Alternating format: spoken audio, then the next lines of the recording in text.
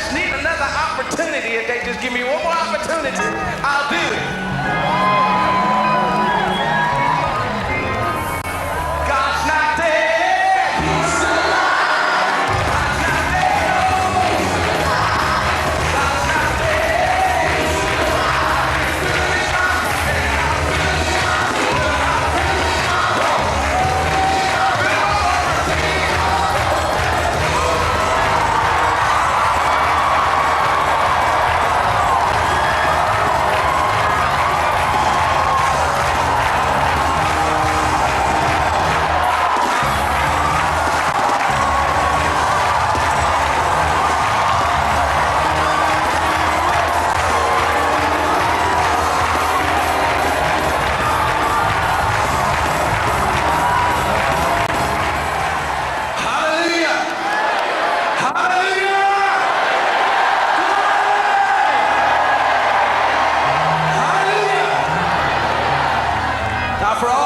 He's in here, all the students.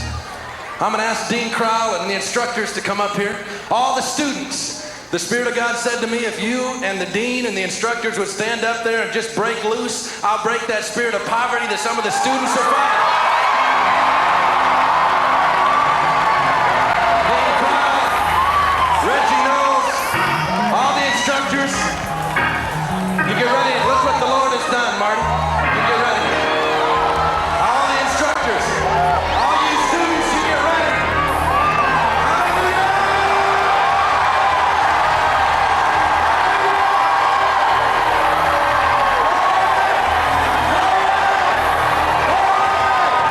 Look what the Lord has done.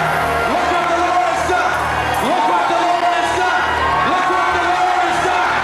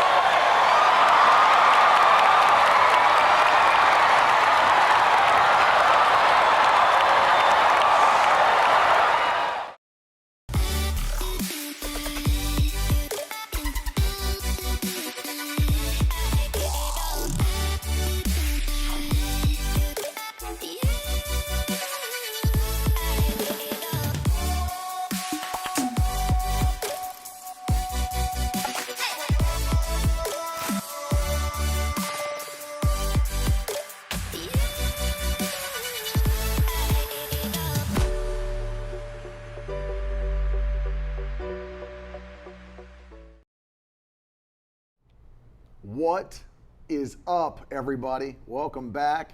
I'm joined today by the ubiquitous Tiffany Farley. Good morning. Tiffany Farley's in the house today. You're not going to want to miss this one. It's going to be good and very, very practical. I saw Dylan Dross hopped on so fast this morning it made Facebook's head spin, and he was even on YouTube. What's up, Andrew? Hope Browning is in the house. I've been seeing so many people from West Virginia popping on. West Virginia representing strong today. Silas, I see you. What's up, Abigail Condon? She said hi today. Mary Beth, what's going on? Ruth. This is going to be an awesome one because today, we, as you saw and as I announced yesterday, we're going to be talking about how to take your God idea from a point of vision to a point of actually bringing it into the reality that is your personal business, your personal ministry, whatever it might be. We're going to deal with that. What are the steps? What are the steps that bring us from vision to actual fruition? Carolyn said, I'm here for a minute, then I'm off to homeschool. Morning there. She's a homeschooler. Hey, Cynthia. And we're going to deal with it today because, and I put it on Instagram this way, because we don't want to see Christian businesses suck, as so many do. Don't you agree? I agree. We've wholeheartedly. seen it. Jehovah-Jireh Landscaping. Hebrews Jehovah-Java. It's just, it seems like, and I don't know if you feel this way, it seems like people think that because they're a Christian and have a business, that all Christians should just support their business.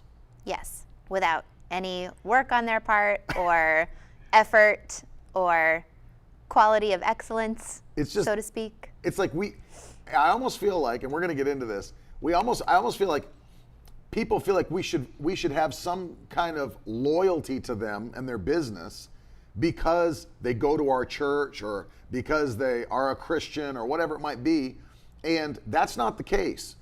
You know, no matter if you're a Christian or not, your business has to have excellence. It has to be efficient. It has to do what it's created to do. And so, you know, that's why Zach Wilson said, I heard about this random business that just smushes cake into a lollipop shape. It's weird. Somebody's calling you out, Britt.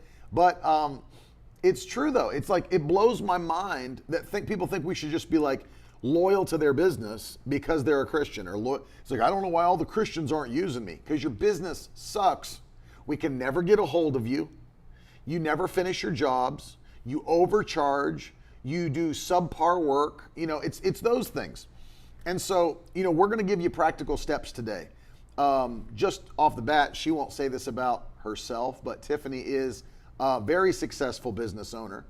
And she knows what it takes to do these things. One of the biggest benefits that she plays a role in this ministry is handling all of these areas that really make us more efficient, more impactful.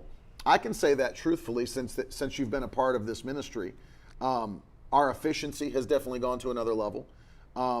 Organization, communication, all the things that we need. We've got a great team. Jenna kills it. Tiffany kills it. Everybody, we've got Zach, now Heather, everybody. We're all working, Carolyn, so hard towards one goal, but it's hard to accomplish that goal if there's not proper organizational structure, efficiency, communication, systems. I love systems. She's a systems queen. Systems so much.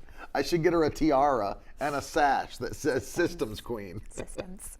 Because, and it's absolutely true. So we're going to touch on a lot of these topics today. Toes might get stepped on. Sorry. Toes are going to get stepped on. What's up, Phil? What's up, AJ?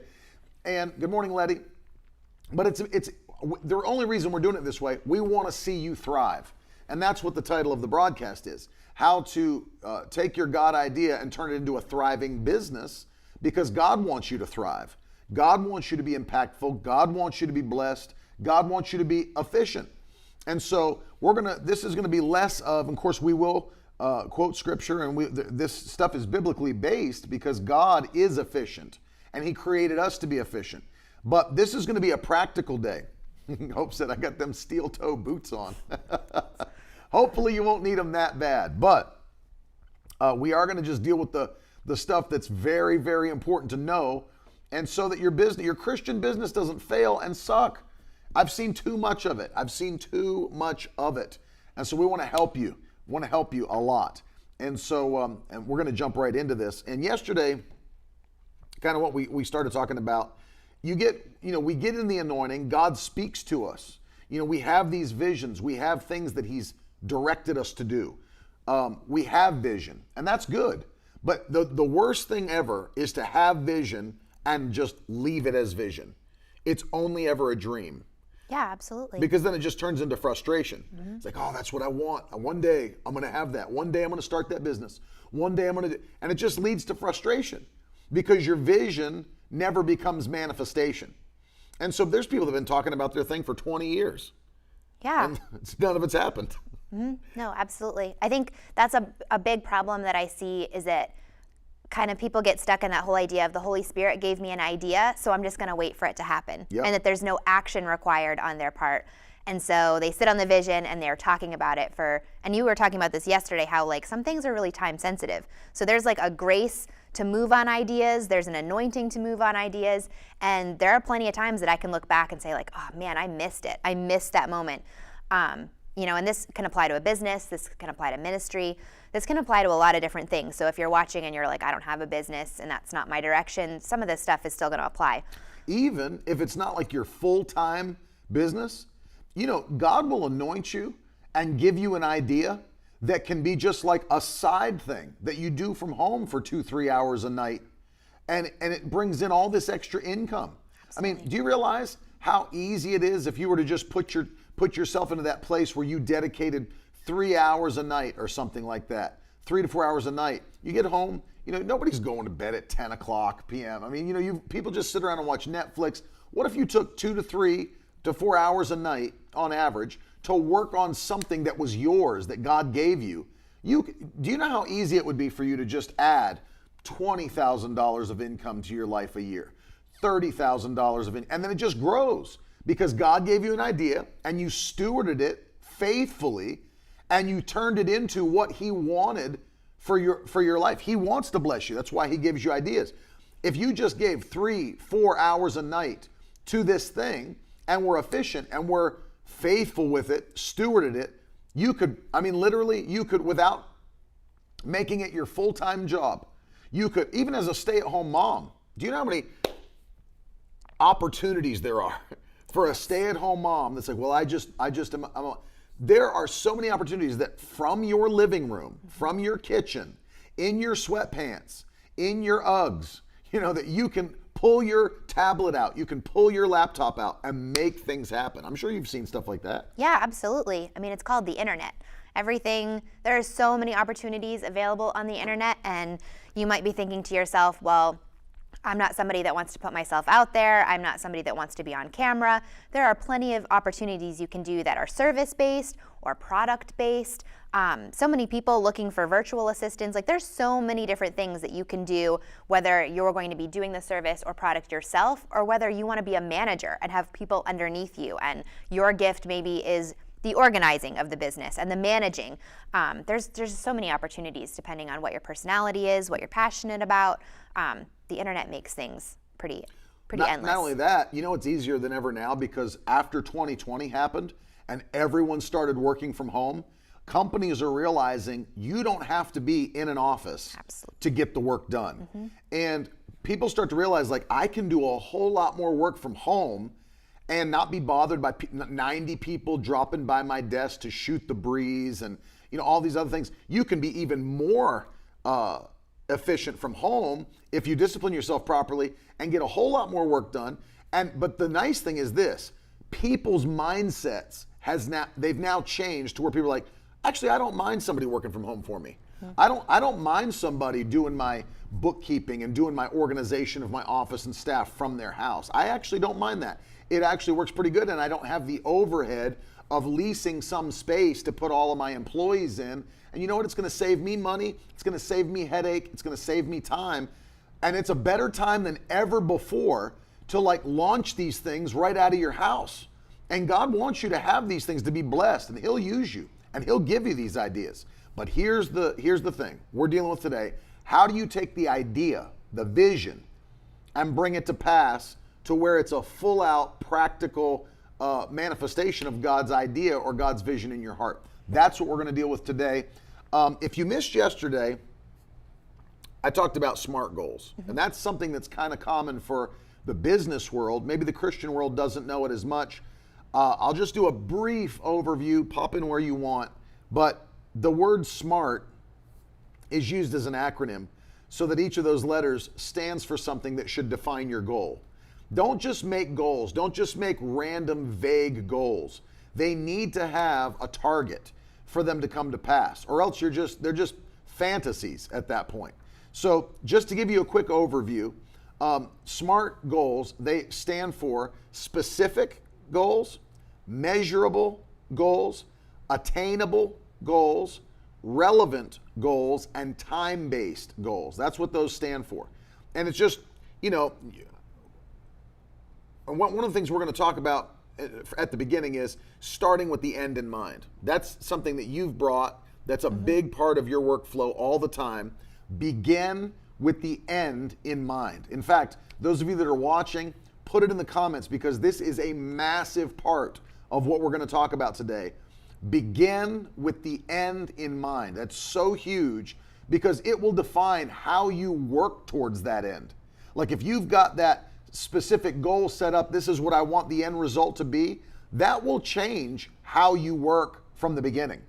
It will change how you travel towards your destination if you know the way you want it to happen and what you want it to look like.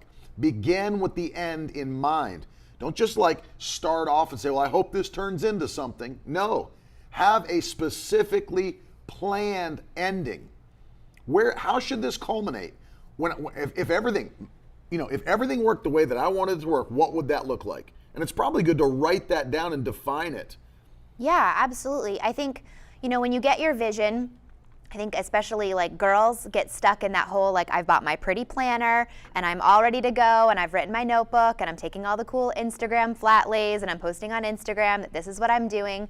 Because, when you get an idea for a business, that's a really exciting time. You're getting your Instagram handle and your Facebook page and you're picking out colors and maybe you're thinking about a logo and telling everybody about it. And that's a really exciting place to be. But you want to start thinking about, where do I want this to go so that I can start, like Ted said, making decisions that are going to get me closer. So one of the things that I'm really passionate about in everything that I do, whether it's in my business, whether it's working as a team here in the ministry, is keeping the end goal in mind, because that's going to affect all of the decisions, all of the tasks that I take on. And when you start your business, when I started my photography business, I didn't know that it was going to look like what it looks like today. There's a lot of things that I tried in the beginning that weren't good fits, or, I might have gone in this direction in order to figure out, oh, you know what, I actually really like doing things this way. So it doesn't have to be, when I say have the end goal in mind, it doesn't have to be perfectly defined. You don't have to see everything or be 100% decided, but you want to have an idea of where you're going. You want to have an idea of, okay, let's say you want to sell a product. All right, what do you want that to look like? Do you want to sell that product online? Do you want to sell that product in a store? Do you want to sell that product at local, farmers markets? What kind of direction are you going in so that you can start making the decisions? This is where I'm headed. This is where I'm going.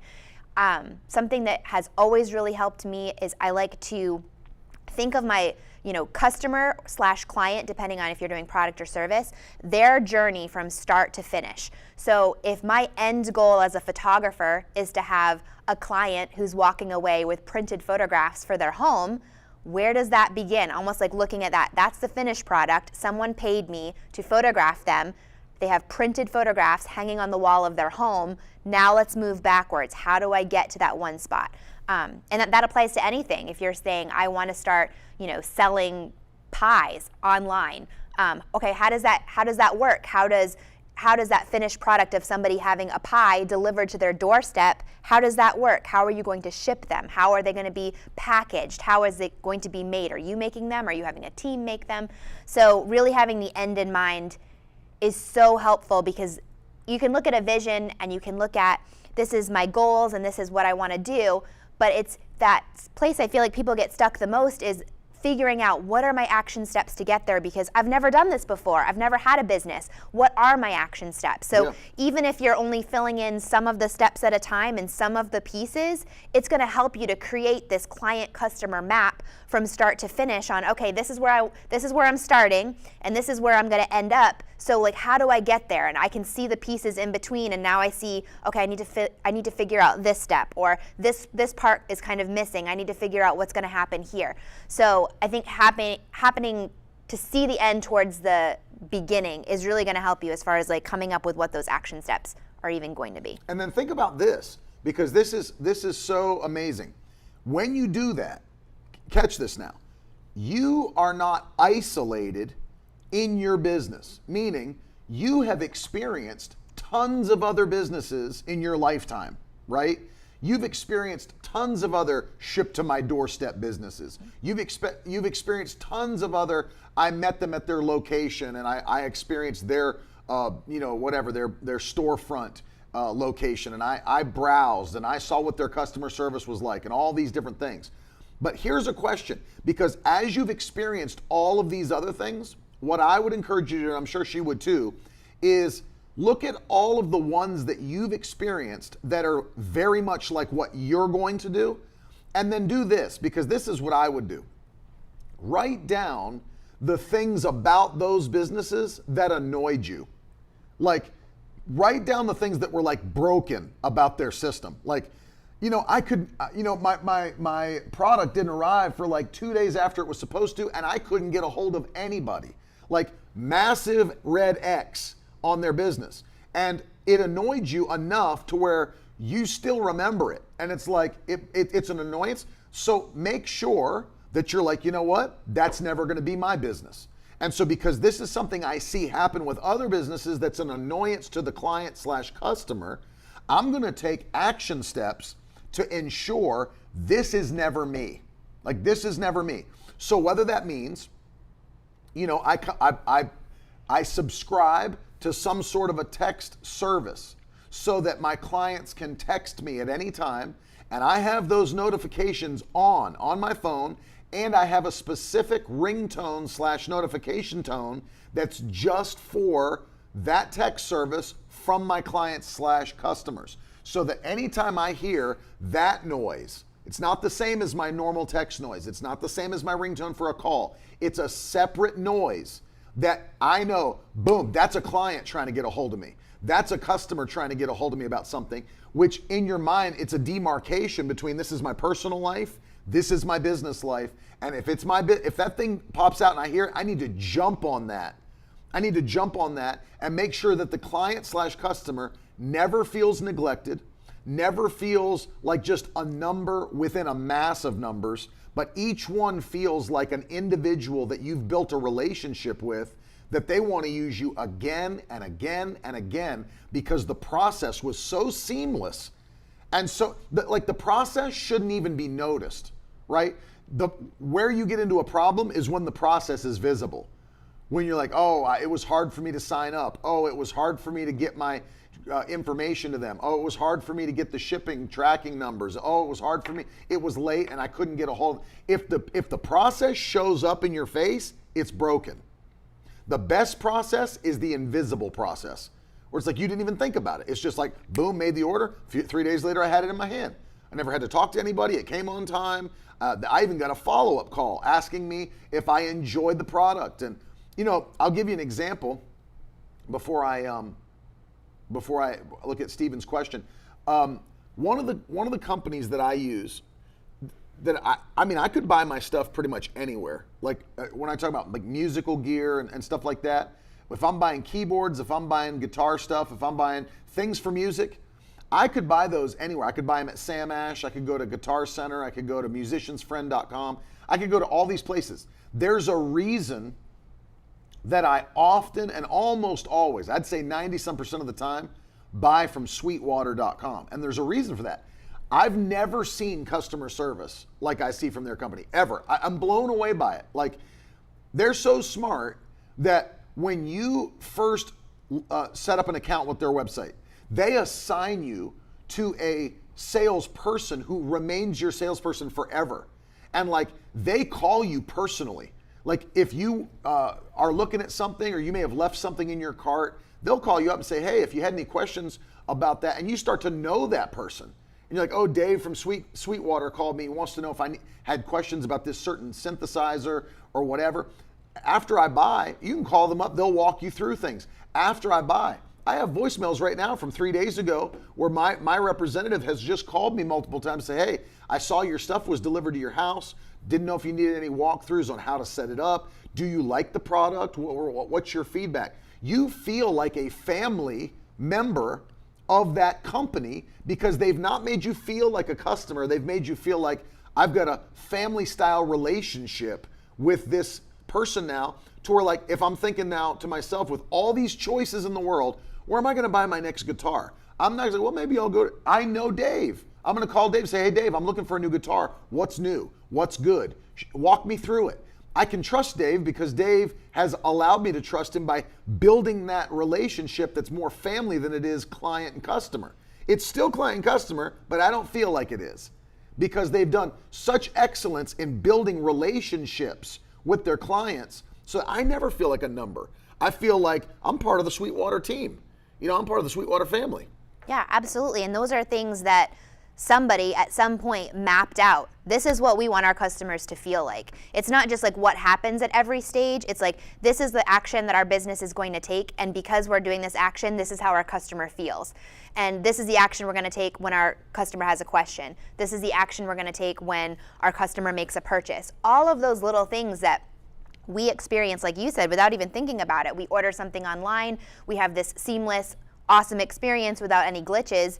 That took somebody sitting down and mapping out, start to finish. This is every point of my client journey. This is every part of my customer journey from start to finish. This is how we're going to handle problems. This is how we're going to handle, any order issues. This is how we're going to handle making sure that they feel valued as a customer, that they weren't just somebody else who bought from them, that they know your name, that they know what you're working on, that, somebody sat down and decided, I want to not just have, this, I don't say music brand, what Sweetwater incorporates. But somebody sat down and says, I want this to be personal. I want it to stand out because I want them to think, you know what, I could run to Guitar Center and pick this up really quick, but you know what, I'm just going to order from Sweetwater because I know Dave, and so that stuff makes a difference. And they get it to you quickly. You never have an issue. They're so quick. There's stuff I've returned things. I didn't like stuff I bought. Like, no problem. Send it back to us. That's all right. You don't like it, send it back to us. We'll get it. And it's not hard. That's what people want. Anything that hassles people should be removed from your business. Absolutely. Anything that hassles people, put it in the comments. Any hassle should be removed. Everything you do for your client/customer should be hassle-free. Hassle-free. They shouldn't have to think of any of it. You should have thought of all of it. All of it. And so nobody should be annoyed because your business was a hassle. And it is. I've seen so many businesses that are a hassle.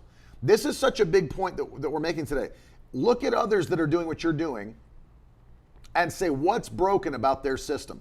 Because what's going to happen is you're going to become the choice when you fix that system. You're going to become the choice. And Danielle said, I feel like that with the kids' homeschool company. They're so amazing. They call personally to check on the boys. It means so much to me.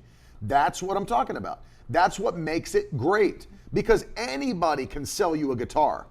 Anybody can sell you homeschool books. Anybody can take pictures of you. It's not about the product as much as it is about the relationship. I'll tell you this, and this plays in massively. People don't remember what you say. People remember how you made them feel. And that is huge. That's one of the pieces of advice someone gave me about public speaking, was that people don't always remember what you say, but they remember how you made them feel. The same thing's true with business. They may not remember every single thing they ever bought from you, but they remember the feeling of dealing with your company. That's what I can't list all the things I've bought from Sweetwater to you. I could go back and look through my account invoice, but I can tell you how I feel about that relationship I have with Sweetwater. I like it. I wouldn't trade it for another company because of what they've built with me. And that's why I'll keep going back there, because I don't even remember if I got the best price or the best deal. But I will tell you this, I would pay more to a certain degree for the same product to deal with them. Like, for example, what's the point of like, okay, I could buy this keyboard from another company, it's $100 less, but it's such a hassle to deal with them. It's like to get anybody on the phone, to get their website working, to get my stuff, I won't take my credit card, and I can't get my shipping information to work, and I keep getting an error every time I try to use their site. But I could just call David Sweetwater and it's done in 2 days. I would pay $150, $200 more for the same product to deal with Dave and make it easy on my life. Like, that's how people think. Why do you think that people buy certain things? I know part of it is status. Part of it is status. Part of it is one of the smartest things Apple ever did, because they've never had the desire to be the cheapest computer on the market. No. Never. Mm-mm. They've never had the desire to be the cheapest tablet on the market or the cheapest phone. But what they did that was so smart is that they created a tribe of people that have similar vision. And they said, you know what? We're not trying to be the cheapest. We're trying to be the best for our tribe. We want them to be happy with the user experience. We want them to be happy with, all those different things. And people keep going back and back and back. People buy the new iPhone every year and they don't even need it. But they just go back and they get the next tablet and they get the next laptop and they get the next Apple TV and they get the next Apple Watch. And they've built a tribe of people that have similar visions and goals as what they want, and they serve it to them. I'll give you this before we jump into the next thing. When Apple decided to really bring out a tablet onto the market, because really the iPad, there were other tablets, but the iPad opened the door for mass marketing of a tablet. People said, en masse, people were like, well, now that we have such a great iPhone product, and we've got such a great portable MacBook Air product, there's no space in between for any other product. And Apple's like, yes, there is. And I heard somebody say one time, it was like, we don't know what we want until they tell us. Until Apple tells us. Mm-hmm. And then they're like, there actually is a space in between a phone and a very portable laptop for a tablet that can do things that you didn't even know you needed done. But really, in all seriousness, it's that they first formed their tribe, and they know how their tribe thinks, and they know what their tribe wants ahead of time, so they're ahead of the curve because they see the problems that others don't see that they can solve with something else. And you didn't even realize you needed it / wanted it until they showed you what they're solving for you. And that's what you have to do. You have to be, when you're looking at this, I never want to, please write this down because this is huge. I never want to just sell products. I want to solve problems. Mm-hmm. I want to solve people's problems. That is the thing that makes you great. I'm not looking to just sell products. I'm looking to solve problems. It's like, and you say, well, I do something that's entertainment based or that's doesn't matter. Because you think of it, how many people love a good pie? But it's like, you know what? I don't want to bake a pie. There's so much that goes into baking a pie. I don't want to do that. And I don't really care for store-bought pies. I think they're terrible. What if I could get a homemade pie delivered to my doorstep and I didn't have to do any of the work? And I didn't even have to run to the store and buy some crappy pie that doesn't even taste like good homemade pie. Now someone's solving your problem. The problem is you want homemade pie without making a homemade pie. I'll do it for you. I'll make the homemade pie and put it on your doorstep within 2 days, and you're eating cherry pie with goo all over your face, and you didn't have to pick up 1 bag of flour. And there it is. You solved a problem.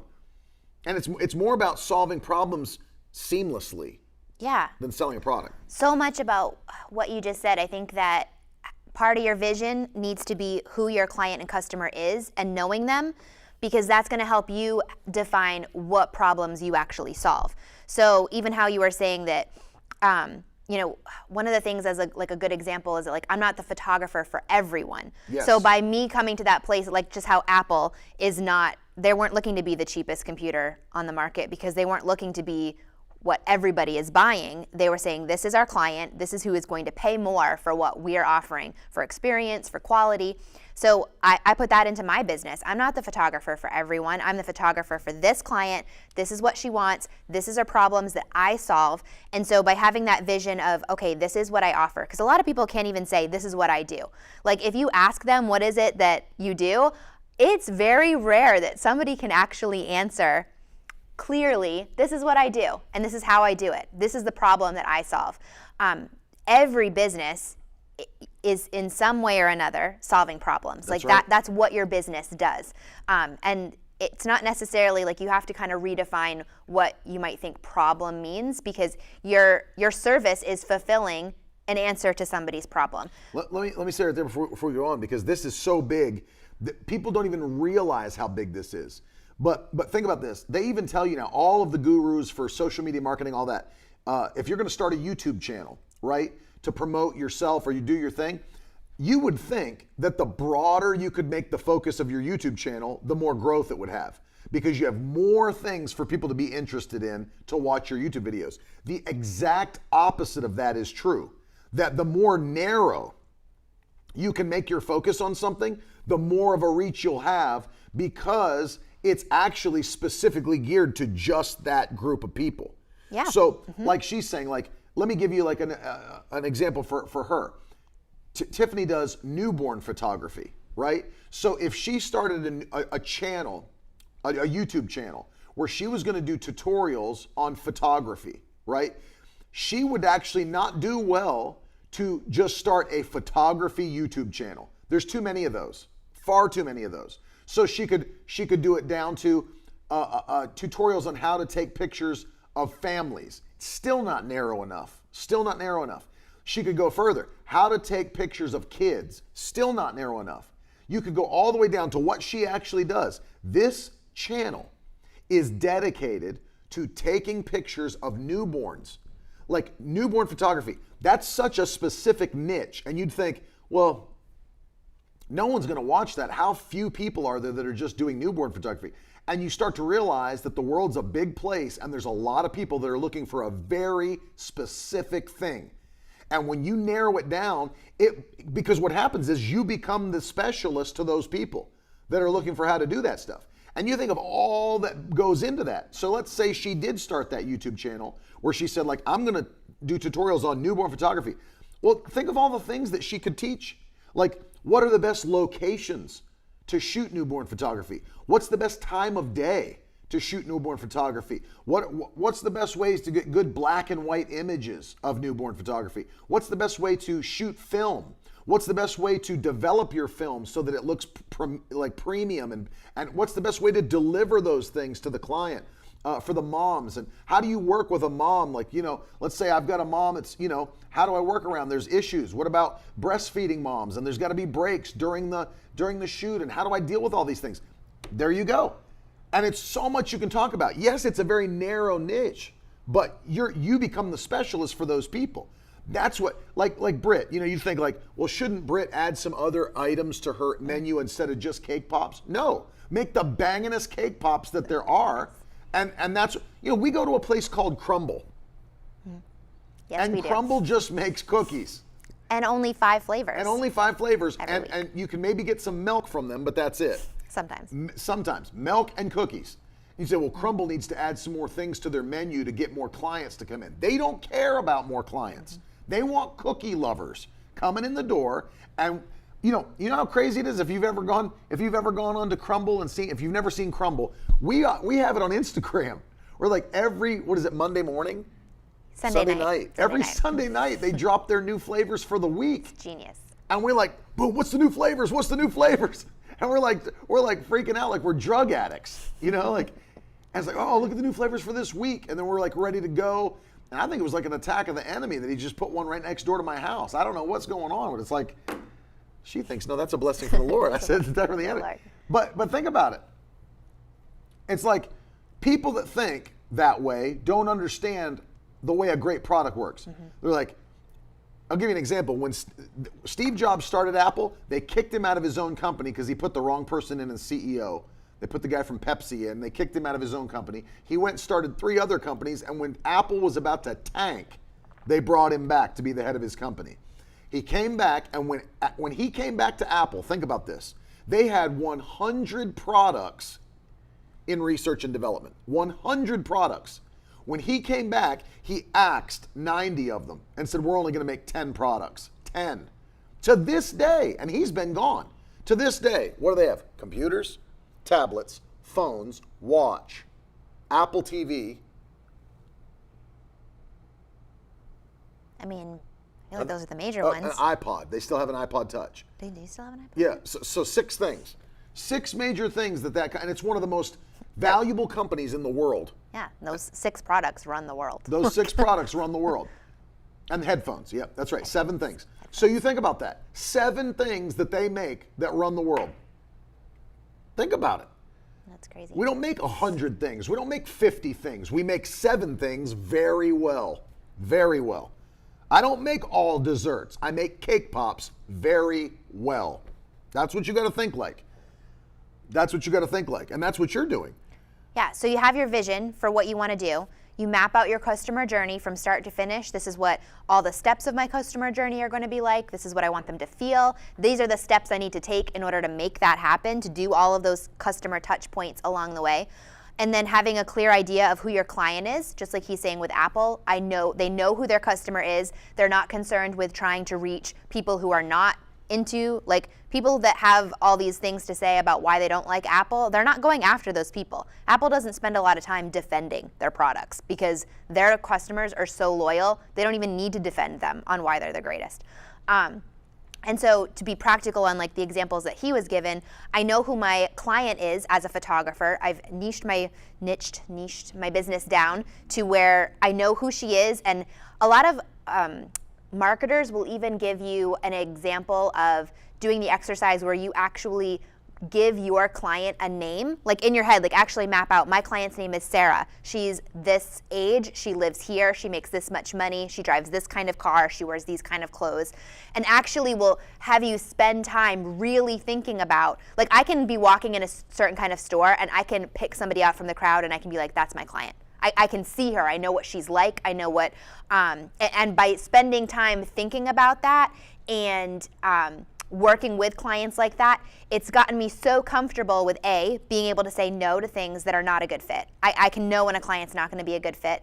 And because I've niched my business down, I have confidence in doing that. Like I know that it's okay to say no because I'm not the photographer for everyone. But I know my client and my customer so well that it gives me all of these practical action steps to do all the other things like market to her. So when you go on my website, my goal was, okay, I picture her pulling up my website and I know that I have, a small window of time to explain this is what I do and you're who I do it for and these are the problems that I solve, which means I had to spend time thinking about what are her problems, so to speak. So if a new mom wants to, I can even make this even more specific to give you kind of a better example.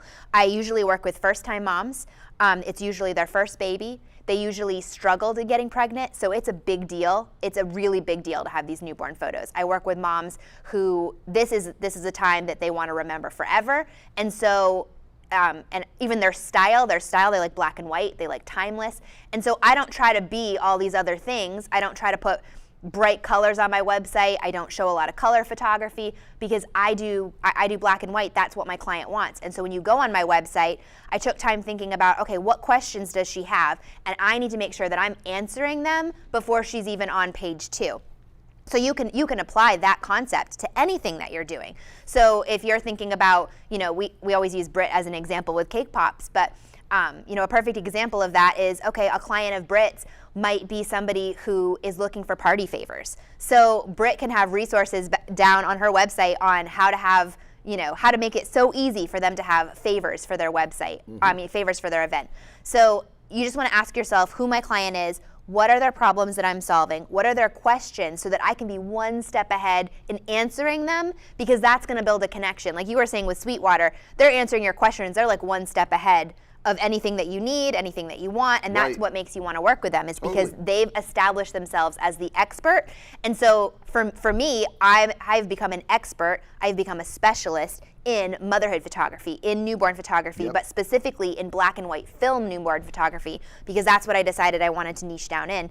And yeah, so I think that's really, that's a big, it sounds pretty baseline, but it's something that a lot of people have trouble with, because in the beginning you're so excited and you want to do so many things, and you feel this like fear of cutting your business too short and saying no to things, because you're in the beginning, you want to say yes to everything, because Right. it feels like, oh man, that would be stupid to say no to that person, even though I don't really do that. Right. You know, I did everything in the beginning. Anybody that was willing to be in front of my camera and pay me, I was like, sure, I'm there. Yep. And not that was a bad thing looking back, as far as I learned what I'd Well, like to do. You also learn become things through more it. proficient with your skills. Oh, absolutely. That's the other Practicing, thing. learning. So not to say that you're going to be a specialist right from the gate, but it was my goal as I was building my business, as I was trying different things, as I was shooting in different scenarios. I had that end goal in mind of, like, I saw these businesses that were specialized, that were sought out, that could charge more because they were a specialist in their field. No one had a brand like them. So everything that I started to do, as I was able to do, which we'll talk more about, like choosing, what you're investing in, time and money, but everything that I did was moving towards that direction of, like, that's where I want to go. So I started making decisions of taking on, okay, I'm going to say no to this, I'm going to say yes to this, because that's the direction that I want my business to go in. The other thing too is, let's talk about this. When you start, nobody knows who you are. That is huge. So let's get into this practically. I've started my thing. The Lord gave me an idea. I started it. I got the website, URL, whatever. I got my product going. Here's the deal. Number one, let's deal with this, because this is a good question from Mackenzie. How do you as a business person handle harsh criticism from unhappy customers? What would you do if they completely blast you on social media? I'll let Tiffany give hers, I'll give mine. The first thing you do is everything in your power to make them a happy customer. Like, what do you want? I know her, I've heard her talk about it. She'd be willing to refly back to the place and retake the pictures if the lady was like, I got my prints, they're horrible, I hate them, I hate every picture you took. I'll fly back at my own expense and retake them the way you want them, because more than anything, remember this, Mackenzie, and everybody watching, your biggest friend in this type of business, in the small businesses, home-based businesses, your biggest friend is word of mouth. Word of mouth. You can do all the SEO stuff. You can do all the Google search stuff. It's going to be word of mouth. Happy customers telling other people that are their friends, you need to hire Tiffany for your newborn photography. She's the best there is. So you're going to get that. If you what you're doing is you're leaving a customer behind that is trashing you, and it's a killer. You have to make that. You've got to make it right. You say, like, you won't always be able to, because it might be unreasonable, but you've got to do the work to be like, if you really did drop the ball, you've got to make it up. You can't just be like, well, forget you. You're just another. No, that's part of building that relationship. That feels like, listen, what can I do to help you? And I'll let you take it after this, but don't be standoffish with it. Don't be like, let me write them an email. Call them up and talk. That tone of voice is everything. Like, they might be able to read your email and get more ticked off because they didn't like something where you worded something. Tone of voice cannot be mistaken. So if you're like, they hear you talking to them, that you want to solve this problem, you want to make this right. I'm so sorry you weren't happy with the way things turned out. What can I do? Not only will I redo it, I'll give you 10% off your next interaction with me or whatever. Yeah, I think there's so many things you can say about this, but definitely making a client who has any kind of issue, making a customer that has any kind of problem, making them feel heard and seen is probably, not making them feel like they're irritating you because they have a problem, or like, oh, like why are you being so difficult? Like, when you have to put yourself in their shoes with everything. Put yourself in your customer's shoes, put yourself in your client's shoes. How do you feel when you spent money on something and it's not what you expected? I always go back to that. I charge way more than most photographers. And so I know that if I was making that investment, I would want I would have certain expectations. And so that's why they've hired me. They have an expectation to have photos like they see on my website. And so I do everything in my power in the planning process to make sure that these are, if you want the images that you see on my website, this needs to happen. So it's not a free-for-all. We don't shoot at any time of day that works for them. We shoot at the time of day that I say is going to create the photos that you see on my website. We don't, I give them tips to make it. I do everything in my power to make sure that they're going to have the experience that they're expecting. But every now and then, there's uncontrollable circumstances. There's times where maybe, if I didn't do my best, and I'm usually the first to say, if you've, I don't know about this, like if I'll give you just a practical example. I photographed a family this past summer and it ended up raining. And they were outdoor pictures. It ended up raining. That's not something I could control.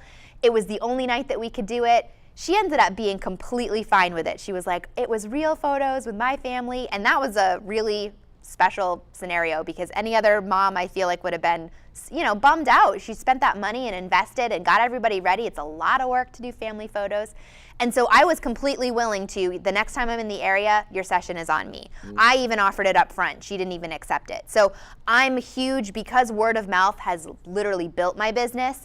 I know the power of a happy mom who's happy with her photos, just like Ted was saying, versus an unhappy mom. Yep. And so I've traveled back to out of state where there was an issue, and I got on the phone with her. And of course, this, it's again knowing your clients. I work with first-time moms. They've never done this before. There's all kinds of postpartum feelings going on, and they have expectations of what it's going to be like beforehand, and then afterwards, maybe there was something they didn't like about how something looked.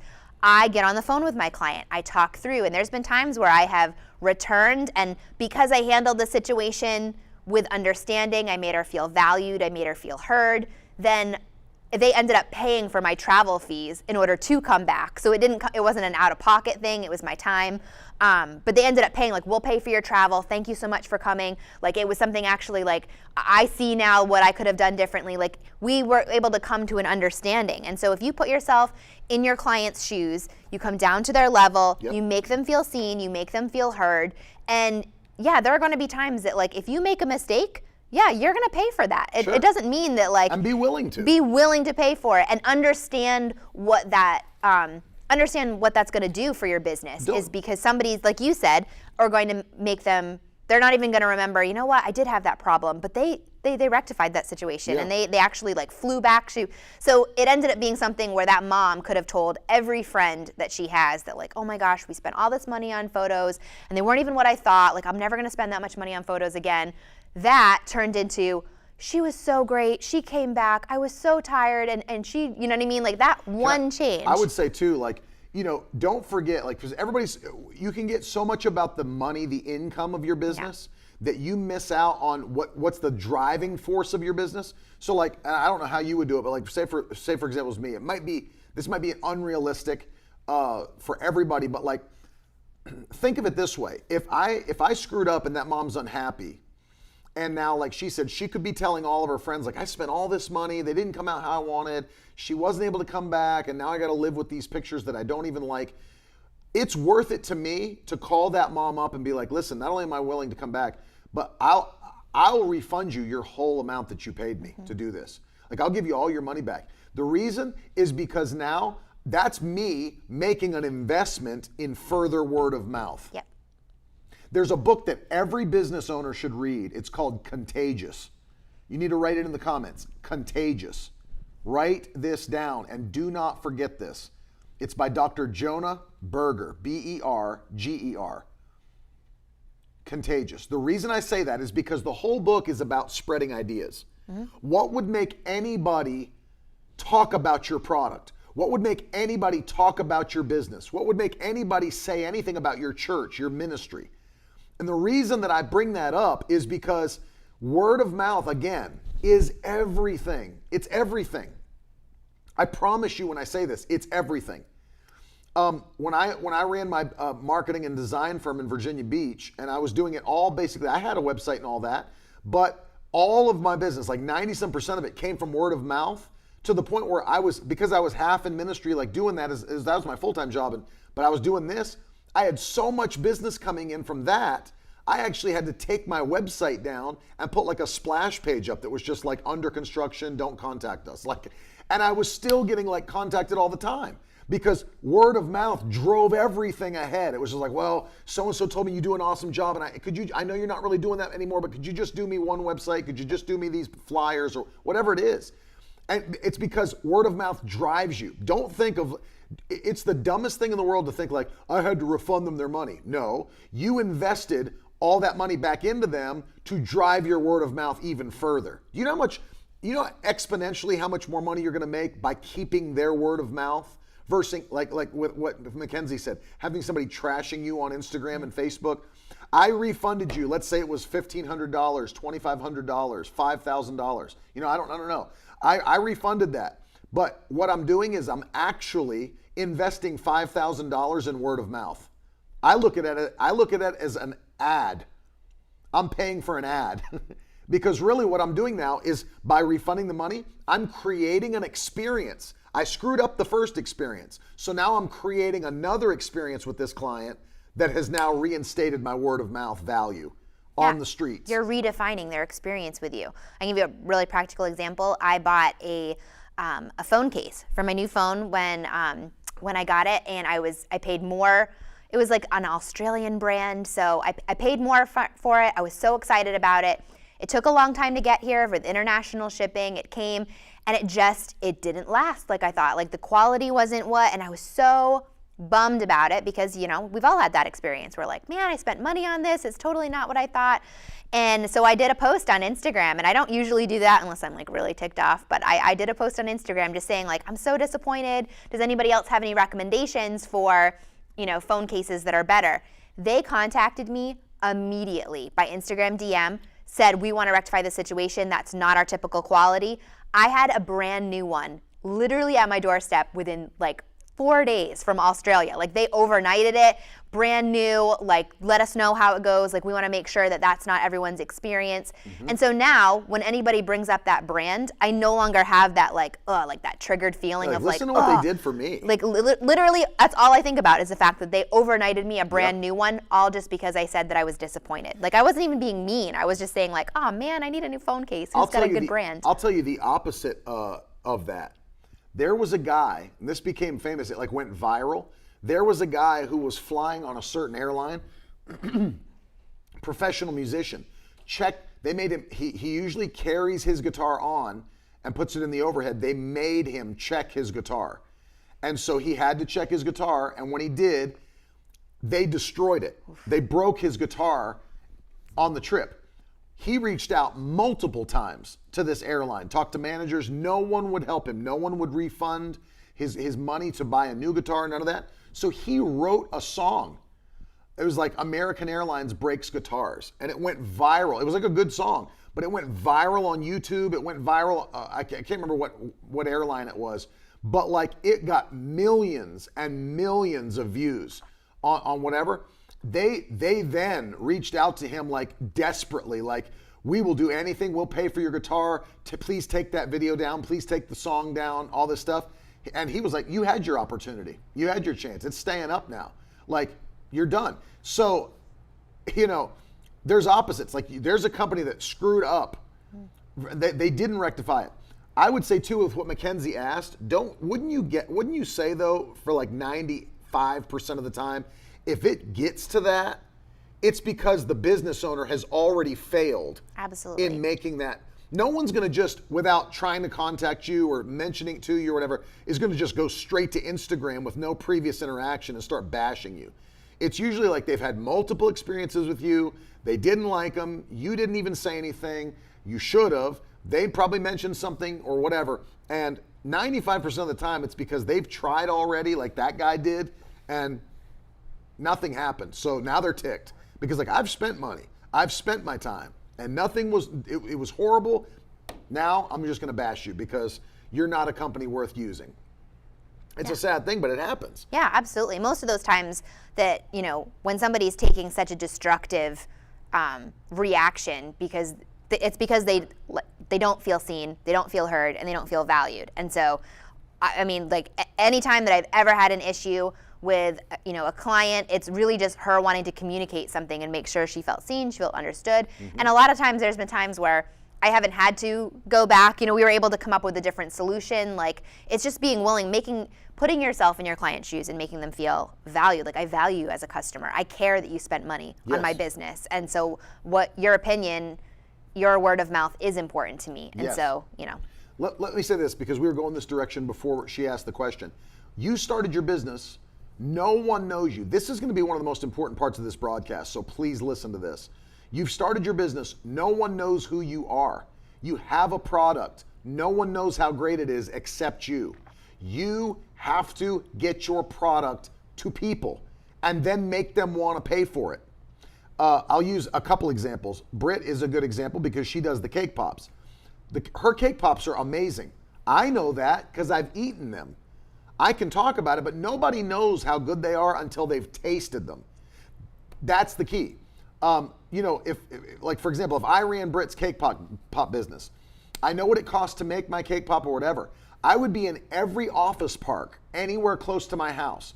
I would be going into every business and handing them to reception desks, to people working in their office. I would be building out huge boxes of cake pops and going into every office and saying, hey, I made these for you guys. I'm a professional cake pop. I'm a cake popier, and I make these.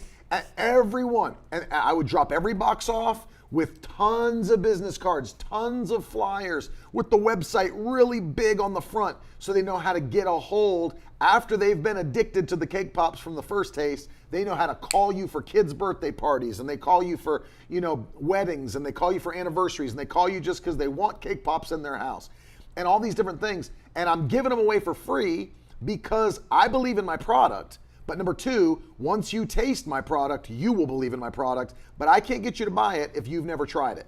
It's worth the free stuff, right? So let me give you another one. If I was starting out as a photographer and I'm like, I don't know, nobody knows I'm a photographer. Let me tell you what I would do. And this is totally true, and you have to be careful because this can get creepy. But make yourself, okay, this is totally true. I would totally do this. Make yourself a professional, like whatever your business name is, let's just say it's like New Horizon Photography. Get a nice bright colored polo, yellow, orange, whatever. Have your logo on the chest, New Horizon Photography.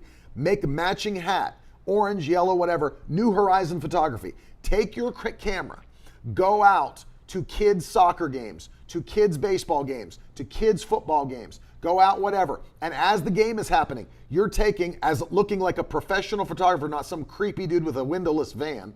You've got like a photography outfit on, and you're taking, and you're going back. You're schmoozing at the end. Hey, was your kid out there today? Listen, I got great pictures of the game. I'm a professional photographer. Here's my card if you'd like to look at the pictures. I'm going to put all the pictures from this game up online. If you see your kid, it's free to download. You can take professional pictures of your child. You can download them, use them, print them. I've given up the copyrights to them. You can have them for your family, whatever you want. If you ever need me for your kids' school photography, whatever, it's all on the site. I'll give you a great deal with the business card as a 25% off discount. That's how you get out there. Like, I'm giving my work away up front to you for free because I know how good I am at it. Once you see what I've done already, you'll want to now book me to do more. Because you're like, oh, this dude gave me, look at the pictures came out really good, and here's his card, I get 25% off. Give discounts. Yeah, give for things sure. for free.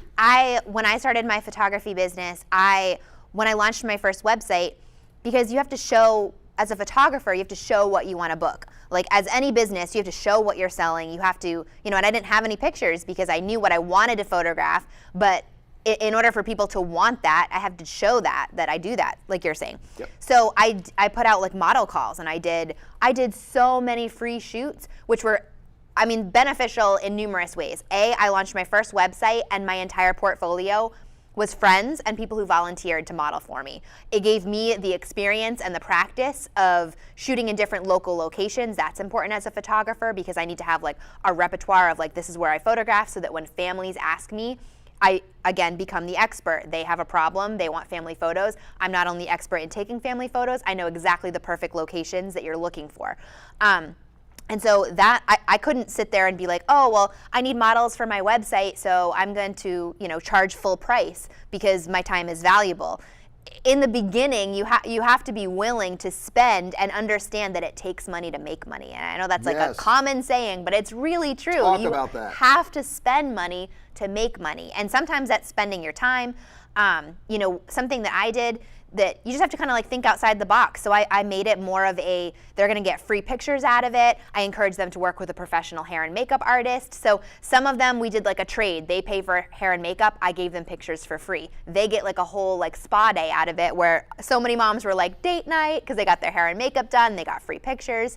So I mean, I know a lot of photographers know how to do that. That's like that's a pretty commonly known thing when you start a photography business. In the Christian world, it's not that known. It's people start businesses really and they surprising don't do to me. Things like this. Like no matter what you do, you've got to look at it as a marketing budget. Like we've talked about that before. Like yes, you're giving something away, but that's a marketing tool. You're spending money, but it's for the marketing of your business. So like, you know, you were using that cake pop example because it's such a good one, but it's such like, it's true though, like tasting them. Once you've tasted cake, like those cake pops, Crumble. you have a completely different value on them than just hearing that they're good. Crumbles the same way. Once you taste them, you'll know while Sunday donuts. night. Absolutely. So there's so many things that, you know, because we've because we've tasted, we know the value. And so no matter what your product is, samples are so important, or giving things away. How many times have you bought Japanese food, Chinese food in the mall because you got a piece of honey chicken from a plate off of a toothpick, and you're like,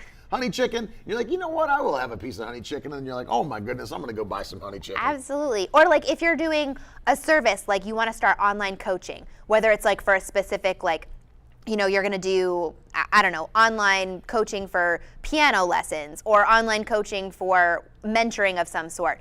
You know, give some away for free. Like go up to somebody that you feel like would be a great example of you're who I want to work with, and I want to work with people like you. So will you walk through my program? It gives you the practice, gives you the ability to further map out that client journey because you're having the hands-on experience, but you'll get a testimony from them to use on your website. I worked with so-and-so. You'll get their feedback, how to make it better. Talk about that for a second. Talk about the testimonials, because one of the things that I was reading that's a really, really a cool point, I was reading a psychology book on this that's like /psychology/business. But one of the things we have to realize is true in 2021 is we just blindly believe other people's reviews. That's true. We just blindly believe them. You know, if you've got 2 products sitting in front of you, 2 restaurants on Yelp, whatever, Amazon, you look at that, they're the exact same product. Even you look through the specifications, they're all the same thing. And you see one has 3,200 reviews, that's 4.5 stars, and the other one's only got like 180 reviews, and it's like 4 stars, you're picking the other one. Why? Because you think somehow, even though you don't know anything about this, you think somehow, well, 3,200 people have said this is good, and only 200 people have said this is good. Well, these 3,000 must be right. It may not be right, but we believe them. We don't even know who they are, but we believe them because we believe reviews and we believe testimonials. Absolutely. So if you don't have a business yet and you are looking to have that on your website, that's a way to do it. Doing a service for free, giving a product away for free, and that's part of will you give me your honest feedback, and use that as testimonies. I've done it where it was never part of my workflow to ask for testimonies. I always felt really weird asking people for their feedback. Like, will you write a review for my website? I always, like, for my personality, that was like so cringy and weird. So what I did is I actually like approached it from, I want to work with more clients like you. I want to work with, That's you know, really I good. loved working with you. I want to work with more clients like you, and I value your time. So I sent it out to all my past clients, and I said, if you fill it out just as a thank you for your time, because I know you're a mom, I know you're busy, I'd love to send you a $5 gift card to Starbucks. I'll buy coffee on me for filling out this quick review. Totally. Made it so super easy for them. It's not cold, like just some random person. Like, you have a relationship with them already. You've worked with them already. Oh, so yeah. It's so much different. Because so many times, how many emails do you get of companies being like, how was your experience? Like, I'm so busy. Like, I don't want, unless it was like blew me away. So it was like one of those things where I realized I haven't been making testimonies part of my workflow. It's so important for my website. So I made it so that like I was honest with people. Like, people are just honest. Like, I'm building my business. I loved working with you. I want to work with more people like you. You are amazing to work with.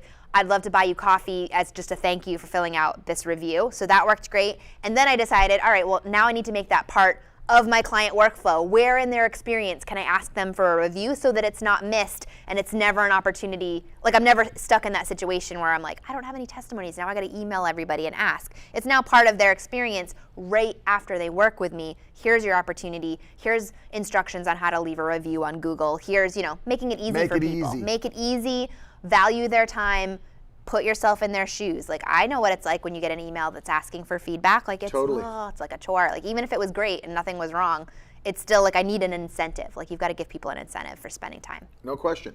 Spending the money. So one of the things that I will encourage you, Jenna said the same thing. I was just looking at Airbnbs and I picked one over the other based on the review alone, just alone. And I totally agree, and I identify with that, and everyone does. But the key being too, as you're moving forward, it's like this: start where you are.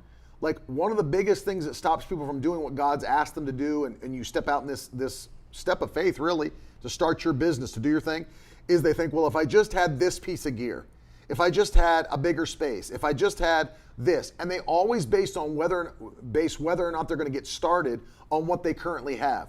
Let me give you the biggest piece of advice that will help you forever. Start with what you have now.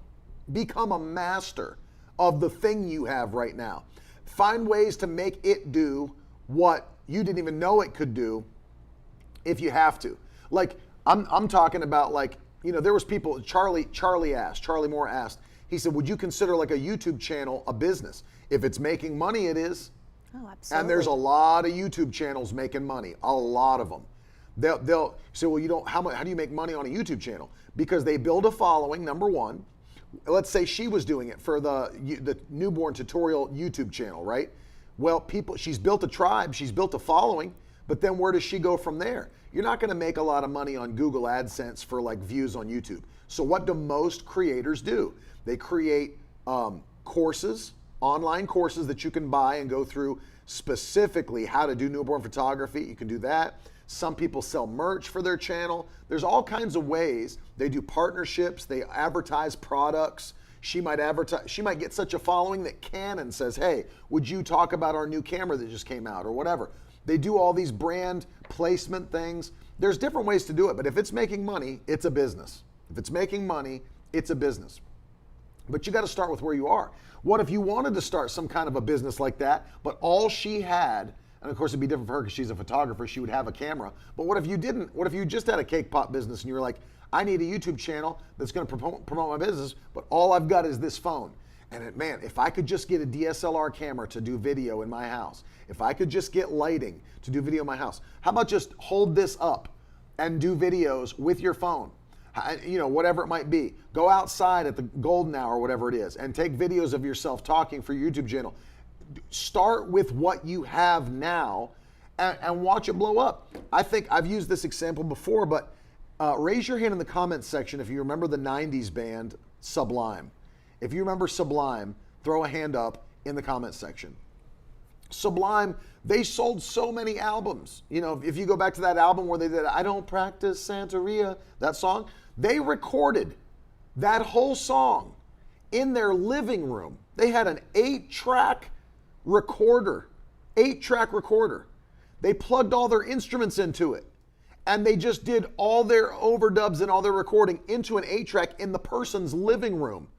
And then you know what they did? There was a local college that said, well, because no one's using the college at nighttime and we have a relationship with one of you guys, you can just come in at night when no one's using the studio at the college and mix and master your album.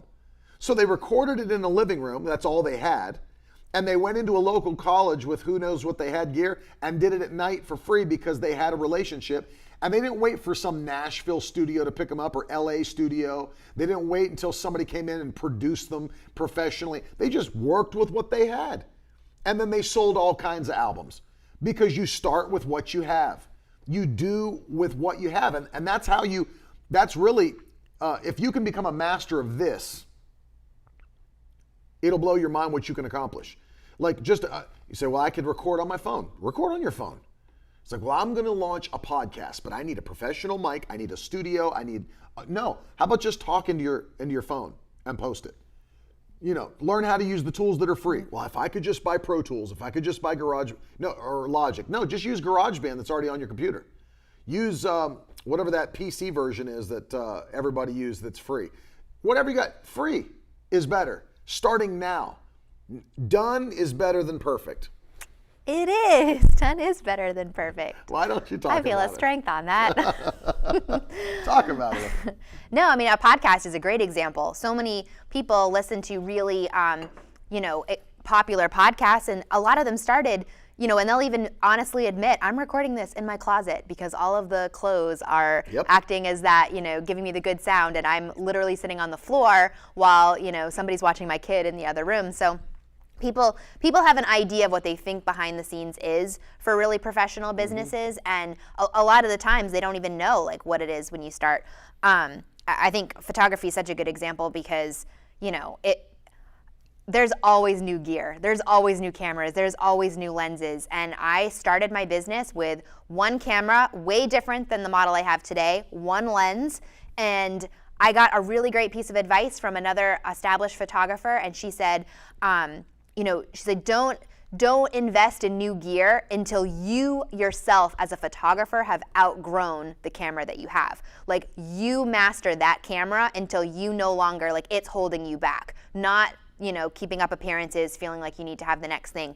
And that's really true of any tool. Like, as you get going in your business, as you go to each new level, you're going to want to invest in something that brings you to the next level. Okay, like now I'm here, I'm making this much profit, now I need this software, now I need this system. I did it manually before, maybe I was using a Google spreadsheet before for keeping track of numbers, but now I can afford a monthly subscription to this program that's gonna make my life so much easier. Let me ask you this, would you say that it would be a better move generally to spend the money on marketing versus gear?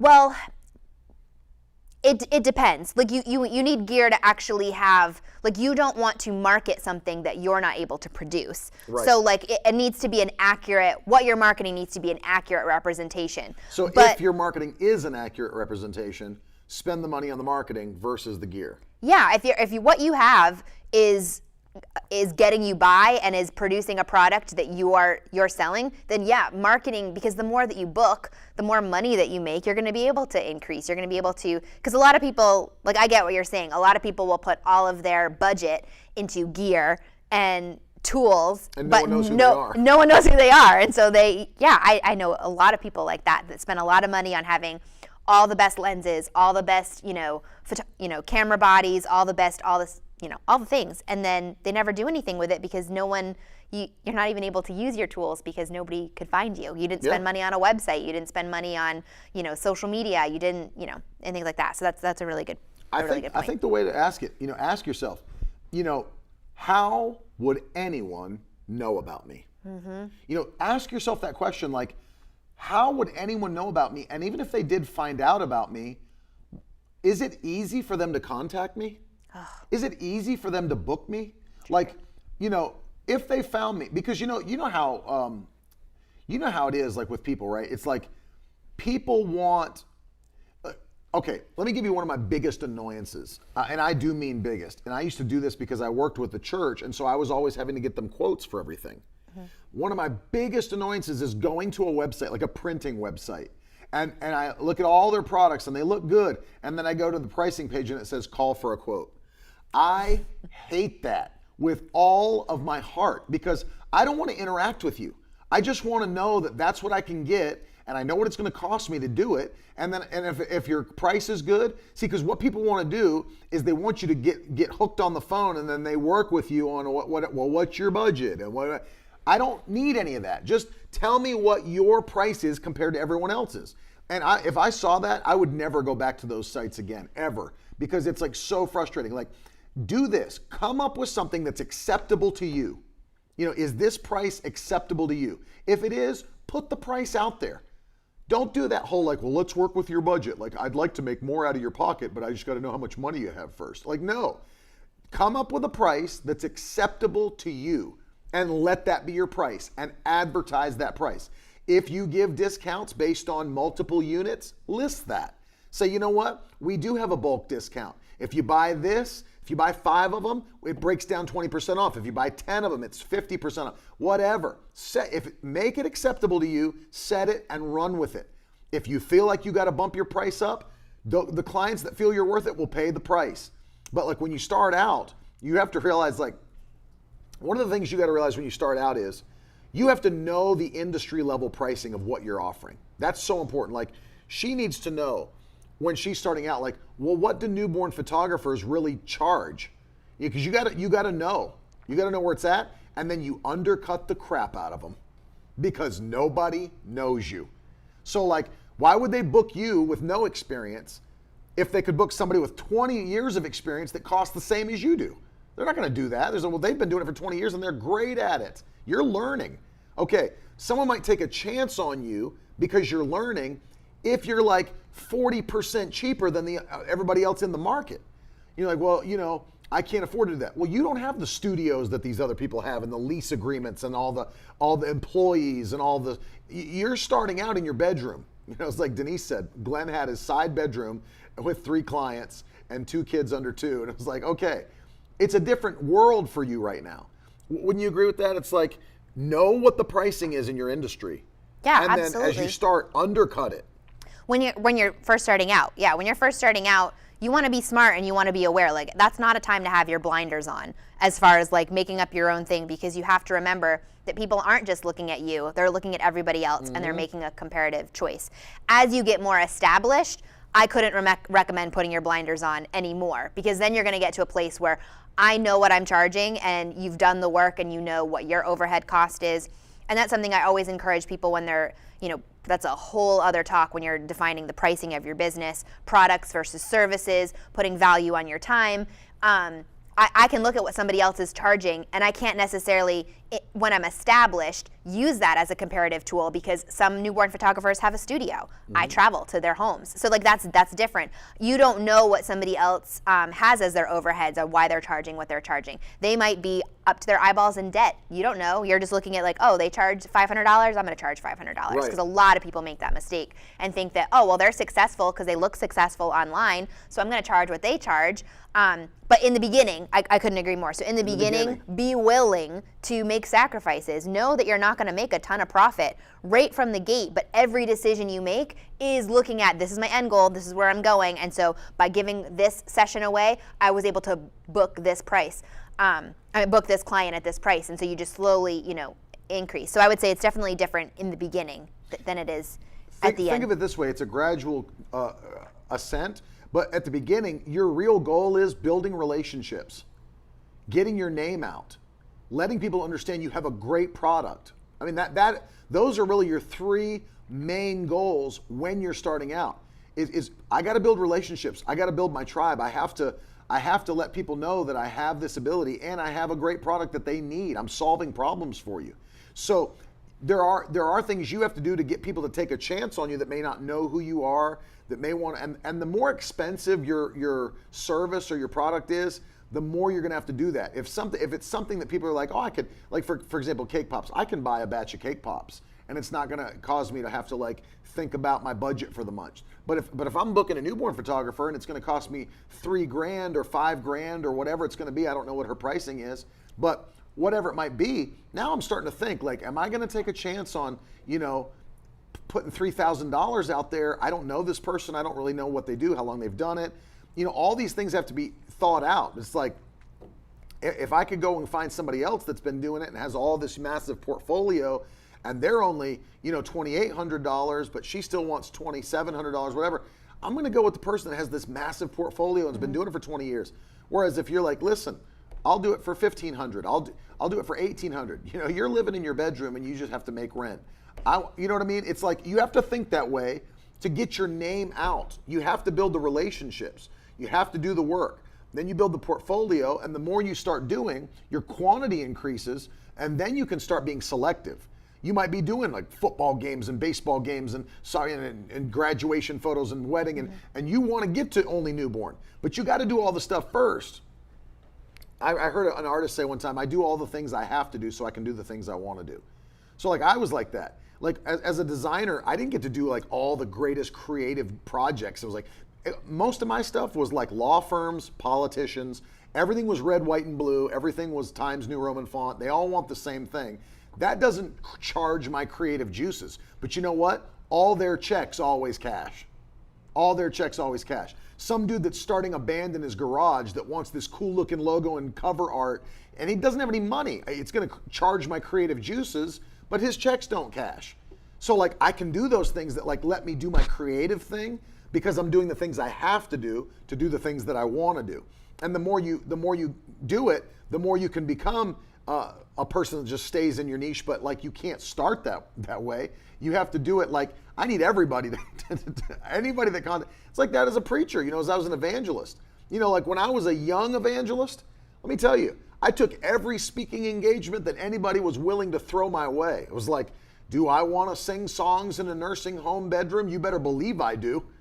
It's like, do you want to speak to this, third grade chapel at this Christian school? You better believe I do. Put it on my calendar. I'm being faithful to take everything that comes my way that the Lord's opening up. You can't stay doing that forever because your time's not there. You can't do it forever. I mean, it just doesn't work out that way. But when you've got nothing going on, it's like I can't imagine turning a client away because they called me up and they were like, I see your stuff and I really want to use you, but our family's on a really tight budget right now and I know your price is $3,000, but I can really only do $1,800. I can't imagine like having no other clients on the line and being like, I'm sorry, my price is $3,000. It's like, you don't have anybody else calling you. Take the job and make the $1,800. Yeah, absolutely.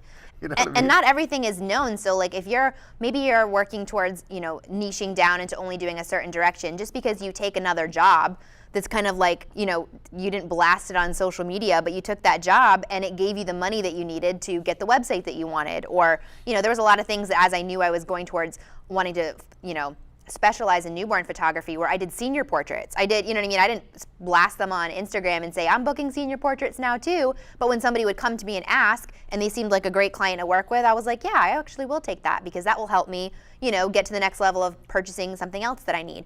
But you said something a few minutes ago that I wanted to circle back to because it's something that I feel like a lot of people don't pay enough attention to is knowing how clients are finding you.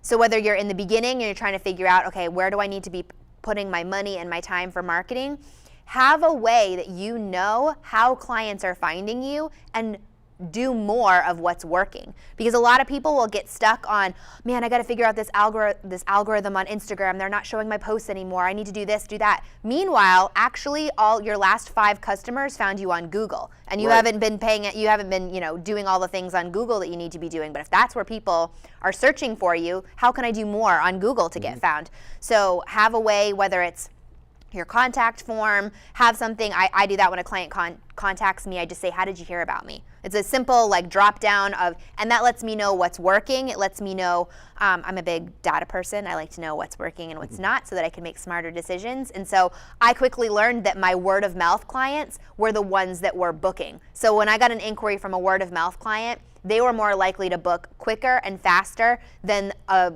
inquiry that found me on Google because they had a foot in the door as far as well, my sister worked with you or my friend worked with you. And so I realized, oh man, word of mouth, those are my most valuable inquiries. Totally. So I need to get more word of mouth. So if you don't have that information, you're not going to know. So I feel like a lot of businesses that I talk to, if I ask, how are you booking, how are your coaching clients finding you? How are people finding your products? A lot of people don't know the answer to that. They actually are like, oh, well, I actually, maybe they were doing a Facebook ad and they spent a lot of money on boosting a post on Facebook, but their clients are actually coming from, something else, Instagram or something like that. So it's important to know and constantly evaluate what's working, what's not. Let me put all my time and energy into what is working so that I can see more of the good results instead of just magically thinking that every marketing thing you're doing is working. Like you might do something like you were saying, going to the business part, giving out your product for free, getting in front of people. And I think I really do believe that for every business, word of mouth is your most valuable thing because people trust people they know. That's the thing.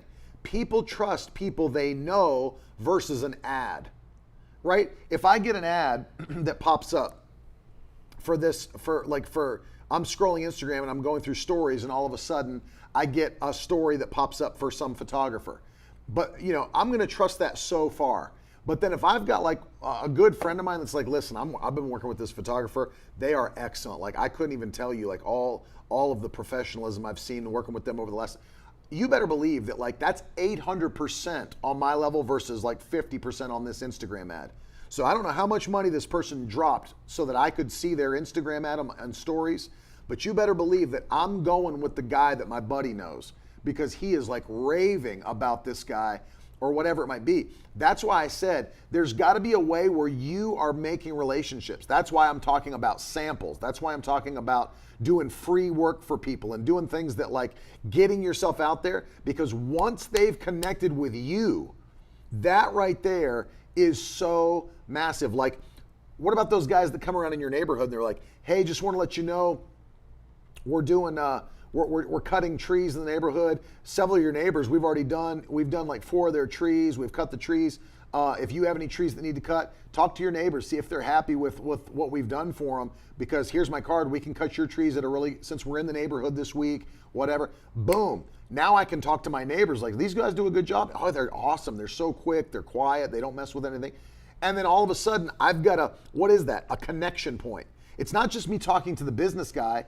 My neighbor now, who I have a relationship with, is like, man, they're really good. Like they're, that is where that's the point that you need to be benefiting from. You need to find out, building those relationships, letting people try your product, letting people see it, letting people, and then, people love free stuff and people love discounts. Yeah. Who doesn't like free stuff? I mean, they really do.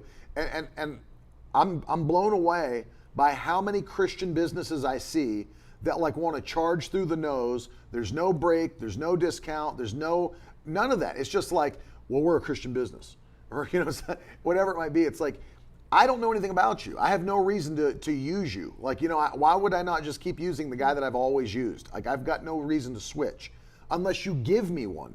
Like, give me a reason to choose you. Like, that's the thing that people need to get. It's like, give me a reason to choose you. People didn't even know they needed cake pops until you walked into their office and put a box of them on their desk and said, try these. And they're like, I didn't even know what that is. What is that? It's called a cake pop. That's amazing. That tastes amazing. It was like a vacation for my mouth. And so it's like, you go and it's like, yes, I need that in my life. How much are these? Well, normally they're this, but since I'm here today, I've got this card for you guys. If you want to get them for the whole office or whatever, here you can get like 50 of them for this price. Here's a card to use the checkout code on my website, and I can, whatever. That is the kind of thing that gets you relationships, and then it opens up doors. Yeah, you have to recognize the difference between taking yourself seriously as a business owner and recognizing incredible marketing opportunities that are going to bring you back so much business because of like one thing, that you decided to give away. Absolutely. No question about it. So we talked about not being afraid to start with what you have, because there's always going to be, you could get, stuck in that place of not moving forward until you have all the best things, or you could be operating your business out of debt because you wanted to keep up appearances and feel like you had the best of everything. But then, and I didn't start with this one because I knew that we could just probably spend an entire broadcast on not being a cheap Christian business owner. Yep. Because there's a difference between, all right, I'm gonna be willing to start with what I have. It might not be the best of everything, but I'm gonna start here. But then there's a place where I feel like too many Christians get stuck not wanting to spend any money to make money. And so it's those marketing things we've talked about, but it's also a lot of other things like websites. Please make your website look like you're a professional business. Please. I can't stress this enough. Please. And we're being practical. Have a website. Have a website. Have a website. Do you know I won't even go to a church? I refuse to go to any church that invites me to come preach if they don't have a website. You say, are you serious? That doesn't sound like kingdom-minded. Let me tell you why. Don't tell me that you're interested in reaching this generation if you don't even have a website in 2021. Well, we don't have a website. We just use more of a Facebook page. I'm not coming. Back to you. And it doesn't have to be, people get stuck in thinking it has to be this super complicated thing. Even if you have a one-page website that says, this is who I am, this is what I do, this is what I sell, this is what I offer, here's how to contact me. Most people can't even say their website does that. So it doesn't have to be if you're thinking, oh my gosh, I've got to spend thousands and thousands of dollars on this professional designer, and it's got to have all these pages, and it's got to have video, and it has, those things are great, and you'll be working towards having an amazing website like that in the future. But have a functional, professional website that people can read. It's clear what you do. I always, I use this example when I first got started. I was feeling frustrated that I wasn't booking the kind of clients that I wanted to book. I felt like I was constantly working with people who were trying to haggle me on price, and I was already at a very affordable rate. And so I just was kind of frustrated that I felt like everyone else was booking these clients that I wanted to book. And so I did this mental exercise of, okay, I'm thinking about an actual person that I would love. If she booked me, man, that would be like my dream client if she worked with me. And I started thinking about, okay, she's sitting down and she's pulling up my website. And it started to like make me feel a little like cringy, like, oh man, it's not actually ready for her yet. Like when I thought about her looking at my website, I actually was thinking of all these things that needed to be fixed if someone like her was looking at my website. And so it kind of gave me this ability to pinpoint, okay, I say that I want this, but I'm not actually taking actions that prove that I want this. And this applies to so many different things. This applies to ministries and your giving websites. Like say, you have to be prepared for the increase that you're saying that you want. So if you want millionaires to be partnering with your ministry, have a website giving page that looks like millionaires give on your website. If you're looking to sell products, if you want your product to be somebody that, or something that, let's say, events start to purchase. So let's say you're, the pie example, you don't want to just be selling to individuals. Now you want to work with catering companies, and you want to work with weddings, and you want to be, known as if you want pie at your wedding reception, that you work with this person. It's taking the time to think about, okay, well, what do I need to do to get ready for that? Maybe I don't have those people knocking down my door yet. Maybe I'm not getting those inquiries coming in yet, but what can I do that builds for where I want to go? What can I have in place so that when that inquiry comes in, because I feel like people get missed opportunities. I think that things come down the line, people have opportunities, and because you weren't ready, because you were spending all this time, wasting time on other things, thinking that like you needed to have this, you needed to have that, instead of just the practical sitting down, okay, if this client that I've never worked with before wants to work with me and it's a bigger job than I've ever done, am I ready for it? So that when they inquire, I'm proud to send her the next steps. Yes. I'm proud to send her to, if I'm talking to somebody in the church lobby about the business that I just started, I'm so excited to give them my website. Right. Because a lot of people are like, here's my website, but don't really look at it, hasn't been updated. And like people, get really insecure about like, they say that they want these big things, but they're not actually ready for it. They don't have the systems in place. They don't have the workflow in place. Let's say you were doing that and you said like you got to a place where you didn't want to just sell to individuals, but now to caterers and to like things for them. That shouldn't have to be like, no one should have to call you. Say, well, if once they call me and say, hey, I'm a caterer, how about on your thing, right on your website, there's like a thing that says, are you a caterer? Click here. Boom. It's already done. And you've thought this through to when you put it. There's a whole page that's designed for a caterer. So are you a caterer? Click here. Boom. And now they're in a page where it's like, hey, we want to be the person at your event. We want to be the person who's providing this what product, whatever it is, for your next catering event, for whatever it is. We have special catering pricing. We deliver. We have this, whatever it might be, and whatever. So I mean, like you've already gone ahead of the game, and you've got it set up to where those things are already on your site.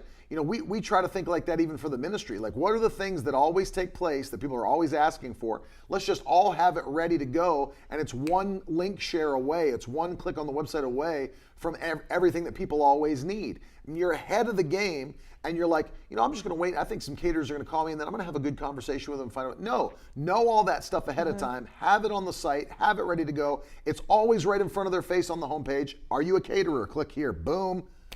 You know what I mean? Yeah. It becomes so seamless, and then they're so thankful that you didn't waste their time. Yeah, and you want that caterer to feel like you work with caterers all the time, and that they've actually found like, oh, we've been looking for somebody like you. It might be the first time you've ever worked with, it's like a bug in here. It might be the first time that you've ever worked with a caterer, but if the goal is for them not to know that, for them not to know it's your first time working with a caterer because you've done all the research, you've talked to the right people. What do you feel like is missing? What do you wish vendors were like when you worked with them? What could I do that would make me stand out? Because you wanted it, so you spent time planning out, okay, this is what I want, so these are the action steps that I'm going to take that prove that I actually really do want this. Because a lot of people say that they want something, but they're not willing to put the work in to actually make it happen and make sure that they're ready for when God gives you what you're praying for. Because a lot of people spend a lot of time praying for God, increase my business, and then there's an opportunity that comes, and they're not ready for that increase. They're not ready for that kind of client. It's too big. Like nothing is worse than that feeling of a missed opportunity of like, man, if I had had that PDF ready to go, if I had had that, that website page ready, I could have gotten that amazing job. So, that would be. That's Habakkuk chapter 2, Nick. Write the vision, make it plain upon tablets that they may run who read it. The reason that you may not be running in your business, you may not be having things like take off, is there's not a clear outline of what it is that you are going to do. There's not a clear, you don't clearly know even what you're offering. You don't clearly know what you can provide that others can't. You don't clearly understand, the why behind your own business. Why would somebody pick me other than other people? Why would they work with me rather than someone else? Knowing all these things ahead of time, it allows you to even pitch. Yep. Like if I go to a church, it's like I made up my mind, like I never go to a church and be like, hey, I've got a new book, you need to buy it. Like they don't care. Why would anybody buy my book over something else they could buy in Barnes & Noble, some Christian bookstore somewhere? I never go up and just say, hey, I've got some products in the bag. I don't ever want to do that. So let's say I was going to the church and I stand up to talk to somebody about this. I'm going to start by maybe telling a story about why this became so important to me, why this was so vital in my life, why this affects our generation, why Christians need to understand what I'm talking about. You present the problems and then you solve them. You present the problems and then you solve them. That's how anything good works. It's like, because here's the thing. People that are listening to you, they may not even know it's a problem. Yeah. Until you point it out and say, like, don't you wish this was different? Mm-hmm. Doesn't this ever annoy you? Like, you know what? That does annoy me. I do wish that was different.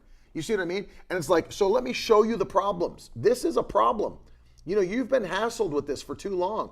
You know what I mean? It's like, have you ever just been laying on the couch watching a movie and you want to keep the blanket up over you, but you still got to use the remote and stuff, and you still got to grab popcorn, but your arms keep coming out of the blanket and you're so cold and you want to change the channel and turn up the volume and eat your popcorn, but your arms are freezing. What about a blanket that had arms built into it? I'm solving your problem. I have sewn arms into the blanket and you can put your arms through and still change the channel and eat your popcorn and but your arms stay warm. It's called a Snuggie. If you don't know the problem that you're solving, then your customers aren't going to recognize that they have a problem that needs solving. That's right. When I first started doing photography, motherhood photography wasn't really a style. It was all pictures of just the baby, but I wanted to do pictures that were the mom with the baby. And that wasn't really a thing. It was like maybe one picture out of the whole session. And so I had to start showing what I wanted to book. But with that whole idea in mind of like, I want my client to land on my website, and she didn't even know that she wanted it until she saw it. And then it was like, now I can't have anything else. Like now that's what I want, even though I didn't even know that's what I was looking for. I was looking for, my newborn in a basket posed a certain way, but now that I saw her pictures, that's what I want. I actually don't even want this, I want this. Mm-hmm. And that's something that's important to do too, is to kind of, you might look at some of the things that you feel like are your shortcomings. Maybe it's something you don't have yet. Maybe it's a way that you have to do business that isn't maybe ideal for where you want to be in the future. But you can look at those things and say, all right, some people might think that that's a weakness or a shortcoming, but it actually could be my strength. How could it be my strength and what sets me apart? So for example, like I don't have a studio. A lot of newborn photographers photograph in a studio, but I use that to my strength. I come to you. I come to your house. You don't have to leave your home. I take care of everything, the convenience. So some people, I wouldn't have a conversation with a new mom and be like, well, I don't have a studio, but I could come to your home. I don't even, it's not even an option. Like you have to look at things that other people might say, Like you can look at what you do, what you offer, your product, your service, and say, what am I doing that nobody else is doing? You might have looked at it in the past as a weakness or a shortcoming, but you can actually look at the opposite and say, this actually could be my strength. No one's doing it like this. Well, you think about it. All your weaknesses become strengths if you're right, if you know how to do it right. Well, I'm not a big company, so well, I need to work with a big company. Yeah, but working with me, you'll always get me on the phone. I can give you a different level of customer care than some big company can, because they're 900 employees. They don't even know your name. You're just like on some spreadsheet in their computer. But I know who you are. I can take care of you better than they can. You'll always get me on the phone. You're always going to be able to work with me personally. We're going to build a relationship together. It's all the things that they thought was a weakness. It's actually a strength because of the fact you turn it on its ear and make it work for you. You always make it work for you. It's like if you ever read, Malcolm Gladwell wrote a book called David and Goliath. It was, and he breaks down from a business perspective the David and Goliath story. And I don't agree with everything he said about it, but one of the things that was interesting, he said, Goliath was expecting somebody to come out against him that was a hand-to-hand combat guy. He's out there with a sword and a spear, and he's out there ready to fight hand-to-hand combat, and he is what you would call a hand-to-hand combat warrior, and they sent out, David's an artillery guy. He's sending projectiles. So it's not fight, it's like somebody that wants to have a battle with fists, but you come out with a bow and arrow, you come out with a gun, and it's like, I don't have to fight you up close because I can fight you from back here. You look at David and say, well, he had a weakness. He didn't have a sword, he didn't have a spear. Didn't need one because he kept his distance from the giant and used artillery. The thing that looked like his weakness became his strength.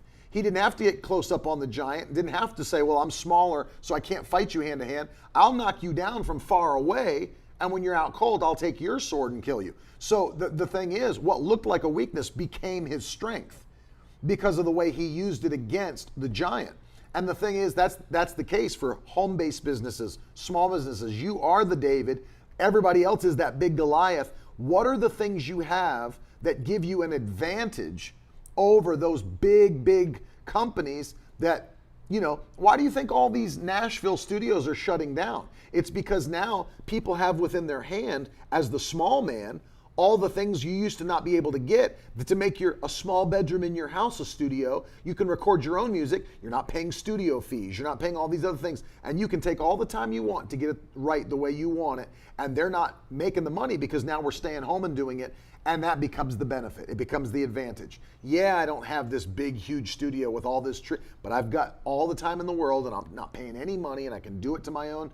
See what I mean? You make it your strength. Yeah, absolutely. And then I think, to wrap up, I think time is probably, was thinking about the things that I would share when it came to this topic of God gives you an idea, what do I do next? What are the practical steps that I take so that it doesn't just become something that was written in some notebook at the end of the year and then, 2022 comes to a close and I'm like, man, I was gonna do that. And I never stepped out and did it. And I think having the understanding that you choose how you spend your time. I know we talk about it all the time, being productive, being efficient, being diligent, and being known for that. As a Christian, being known as a hard worker, being known as an efficient worker. But a lot of people, when you get an idea, you're, like you were saying, you're building a business on the side at night. Maybe you're spending time after the kids are in bed and you have 2 hours that you are spending each night.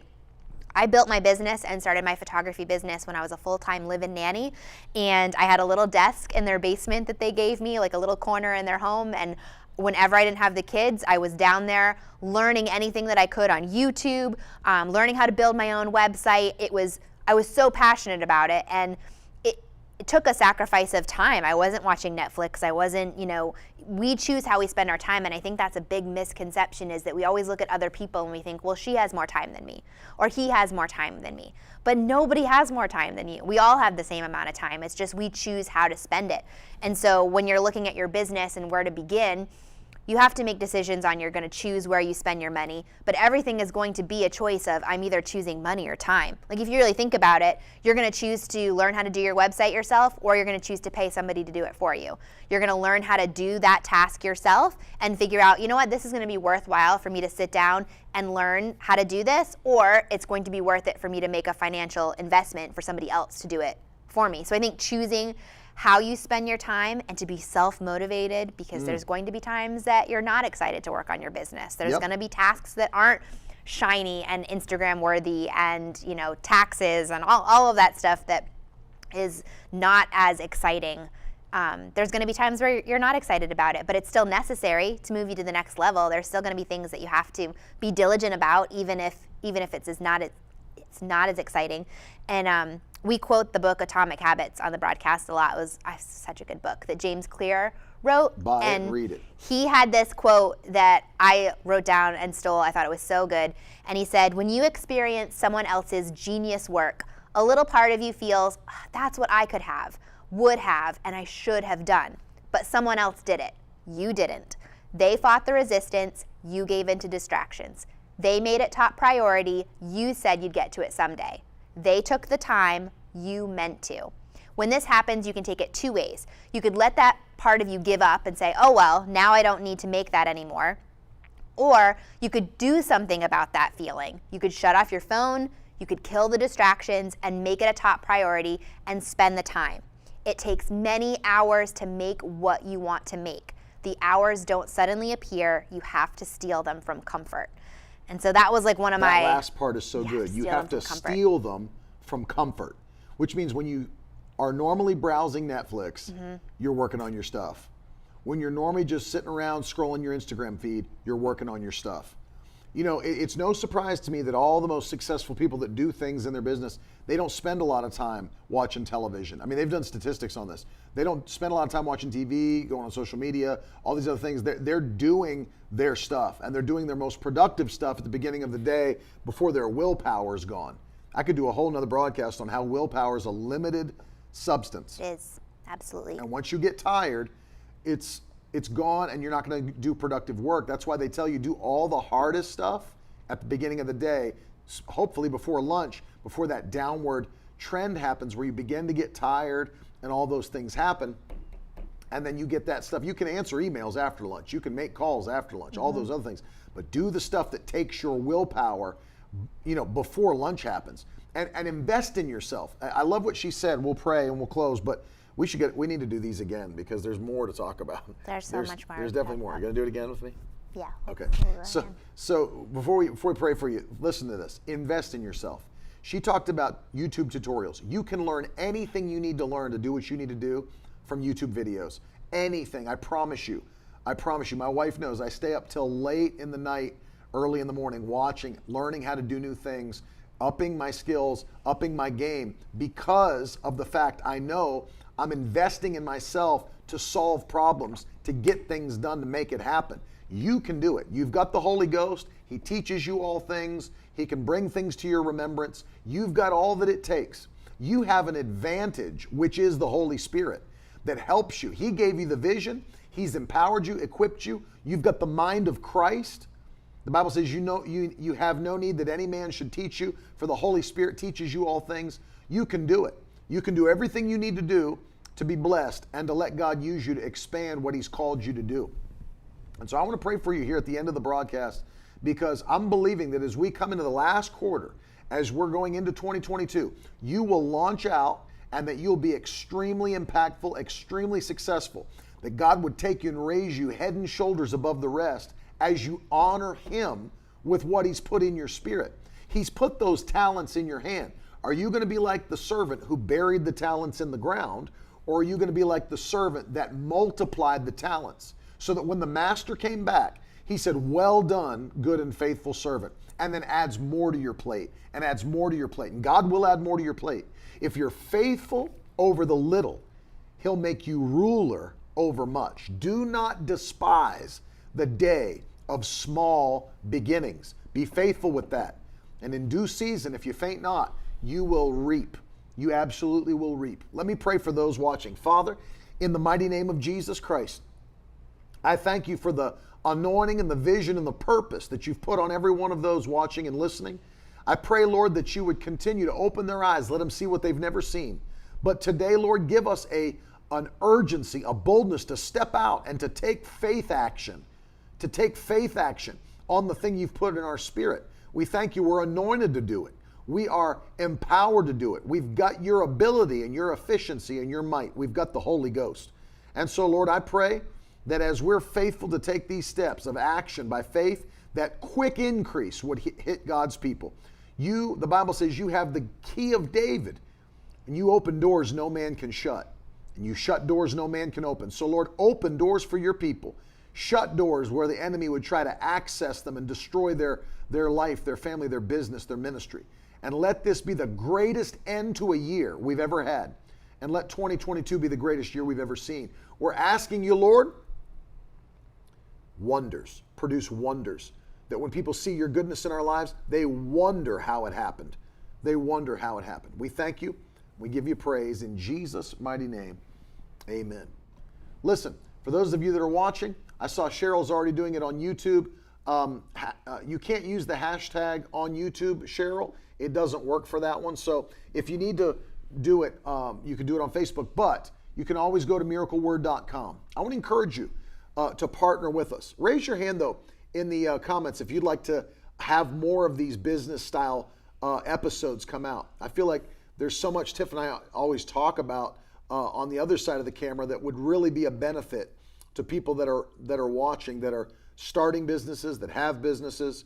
I think we could make it more of a regular thing to do more business style podcasts, because people need to know that they have the ability to do more than just a 9-to-5 job. God will increase you. God will bless you abundantly.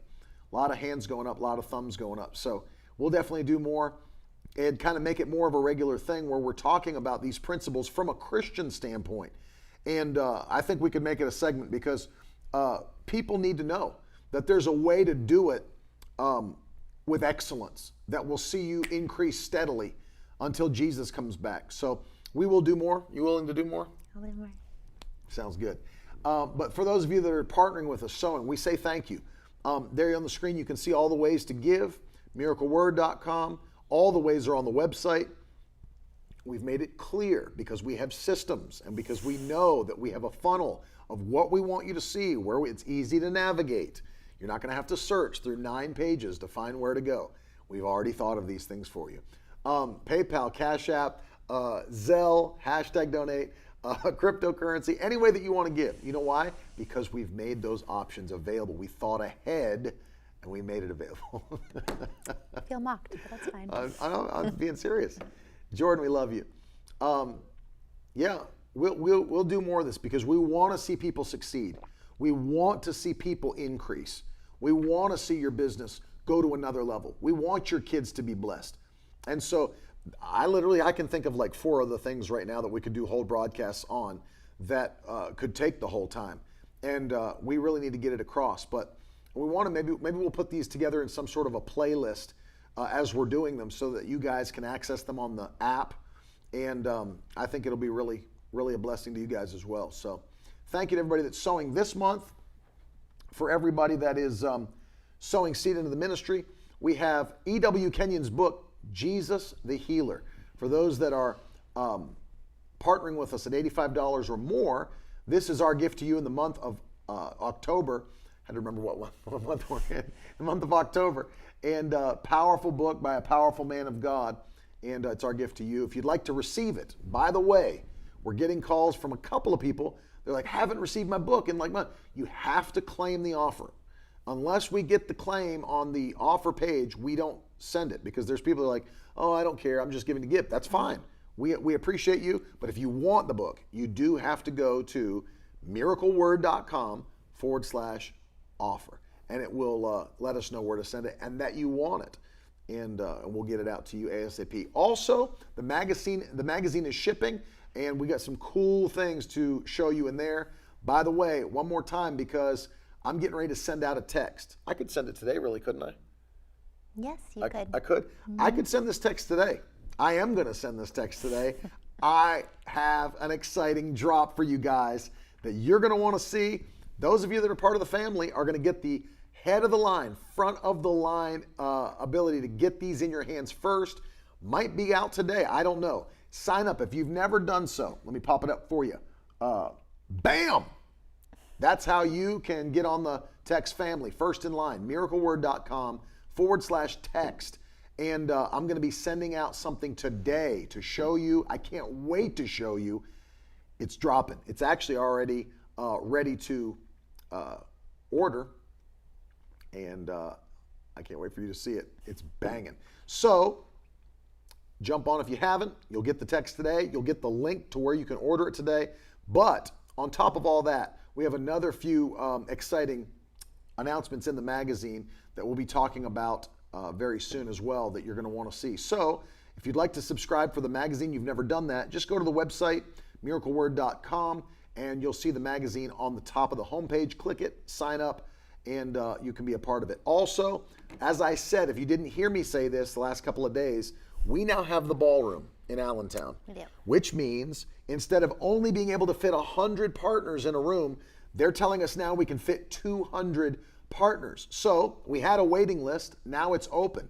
And if you want to come and have lunch and you're a partner, we sent you the link to sign up to RSVP.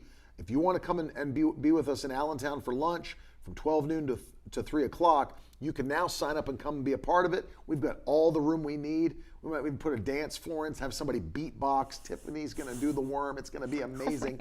I can't wait to see it. So if you got the text, if you got the email, you know where to go to sign up. But if they don't have the link, we did send that email a while ago. Yeah, if you're a partner, we've got a lot of new partners. A lot of people have started partnering, and maybe you want to be a part of this.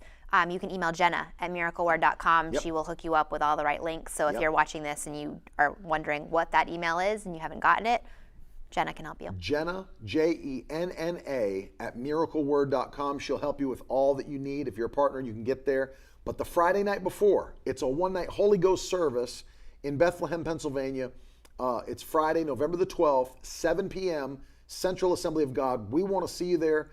Everybody's welcome. It's going to be powerful, and I can't wait. I heard there's a good preacher that night. There's going to be a good preacher. I don't know who it is, but he's going to do a good job. I heard he's going to give a TED Talk, but it's going to be good.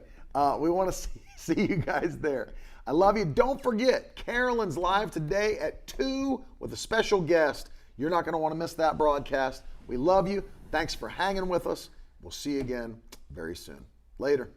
Hi, this is Stefan from Feed the Hungry, and I want to say thank you to Brother Ted and Sister Carolyn and everyone who's a part and a partner with Miracle Word Ministries. Through your partnership, the hungry are being fed, the church is being strengthened, and the gospel is being preached. I've got some great news to report as we're kind of closing in on the last quarter of 2021. Because of your support, because of your partnership, over 380,000 children, orphaned and vulnerable kids in 24 nations around the world are getting a good hot meal day after day. They're getting to taste and see that the Lord is good. They're getting to not just learn the Word of God through preaching and teaching, but to experience the love of God through that warm meal that you provide each and every day. Right now, we're on track for over 400,000 kids by the end of this year, and our ultimate goal is to see 1 million of the world's most vulnerable kids find food and a future in Jesus Christ through the work of your support. Now, back in 1987, when Feed the Hungry started, from Dr. Lester Sumrall's vision in Jerusalem, one of the characteristic things was it was called the End Time Joseph Program, a place of storage, a place of abundance that could meet people's needs in desperate times. And right now, in 2021, we've seen a lot of emergencies. You know, Jesus in Matthew 24 talks about wars and rumors of wars and famines and earthquakes and pestilences in diverse places. Well, Feed the Hungry is rising to the occasion to meet those needs of the persecuted body of Christ and people that have lost everything. We've sent food to Haiti and water to Haiti and supplies to Haiti for the earthquake relief. We've helped here on our own shores as the hurricanes came through Louisiana and Alabama.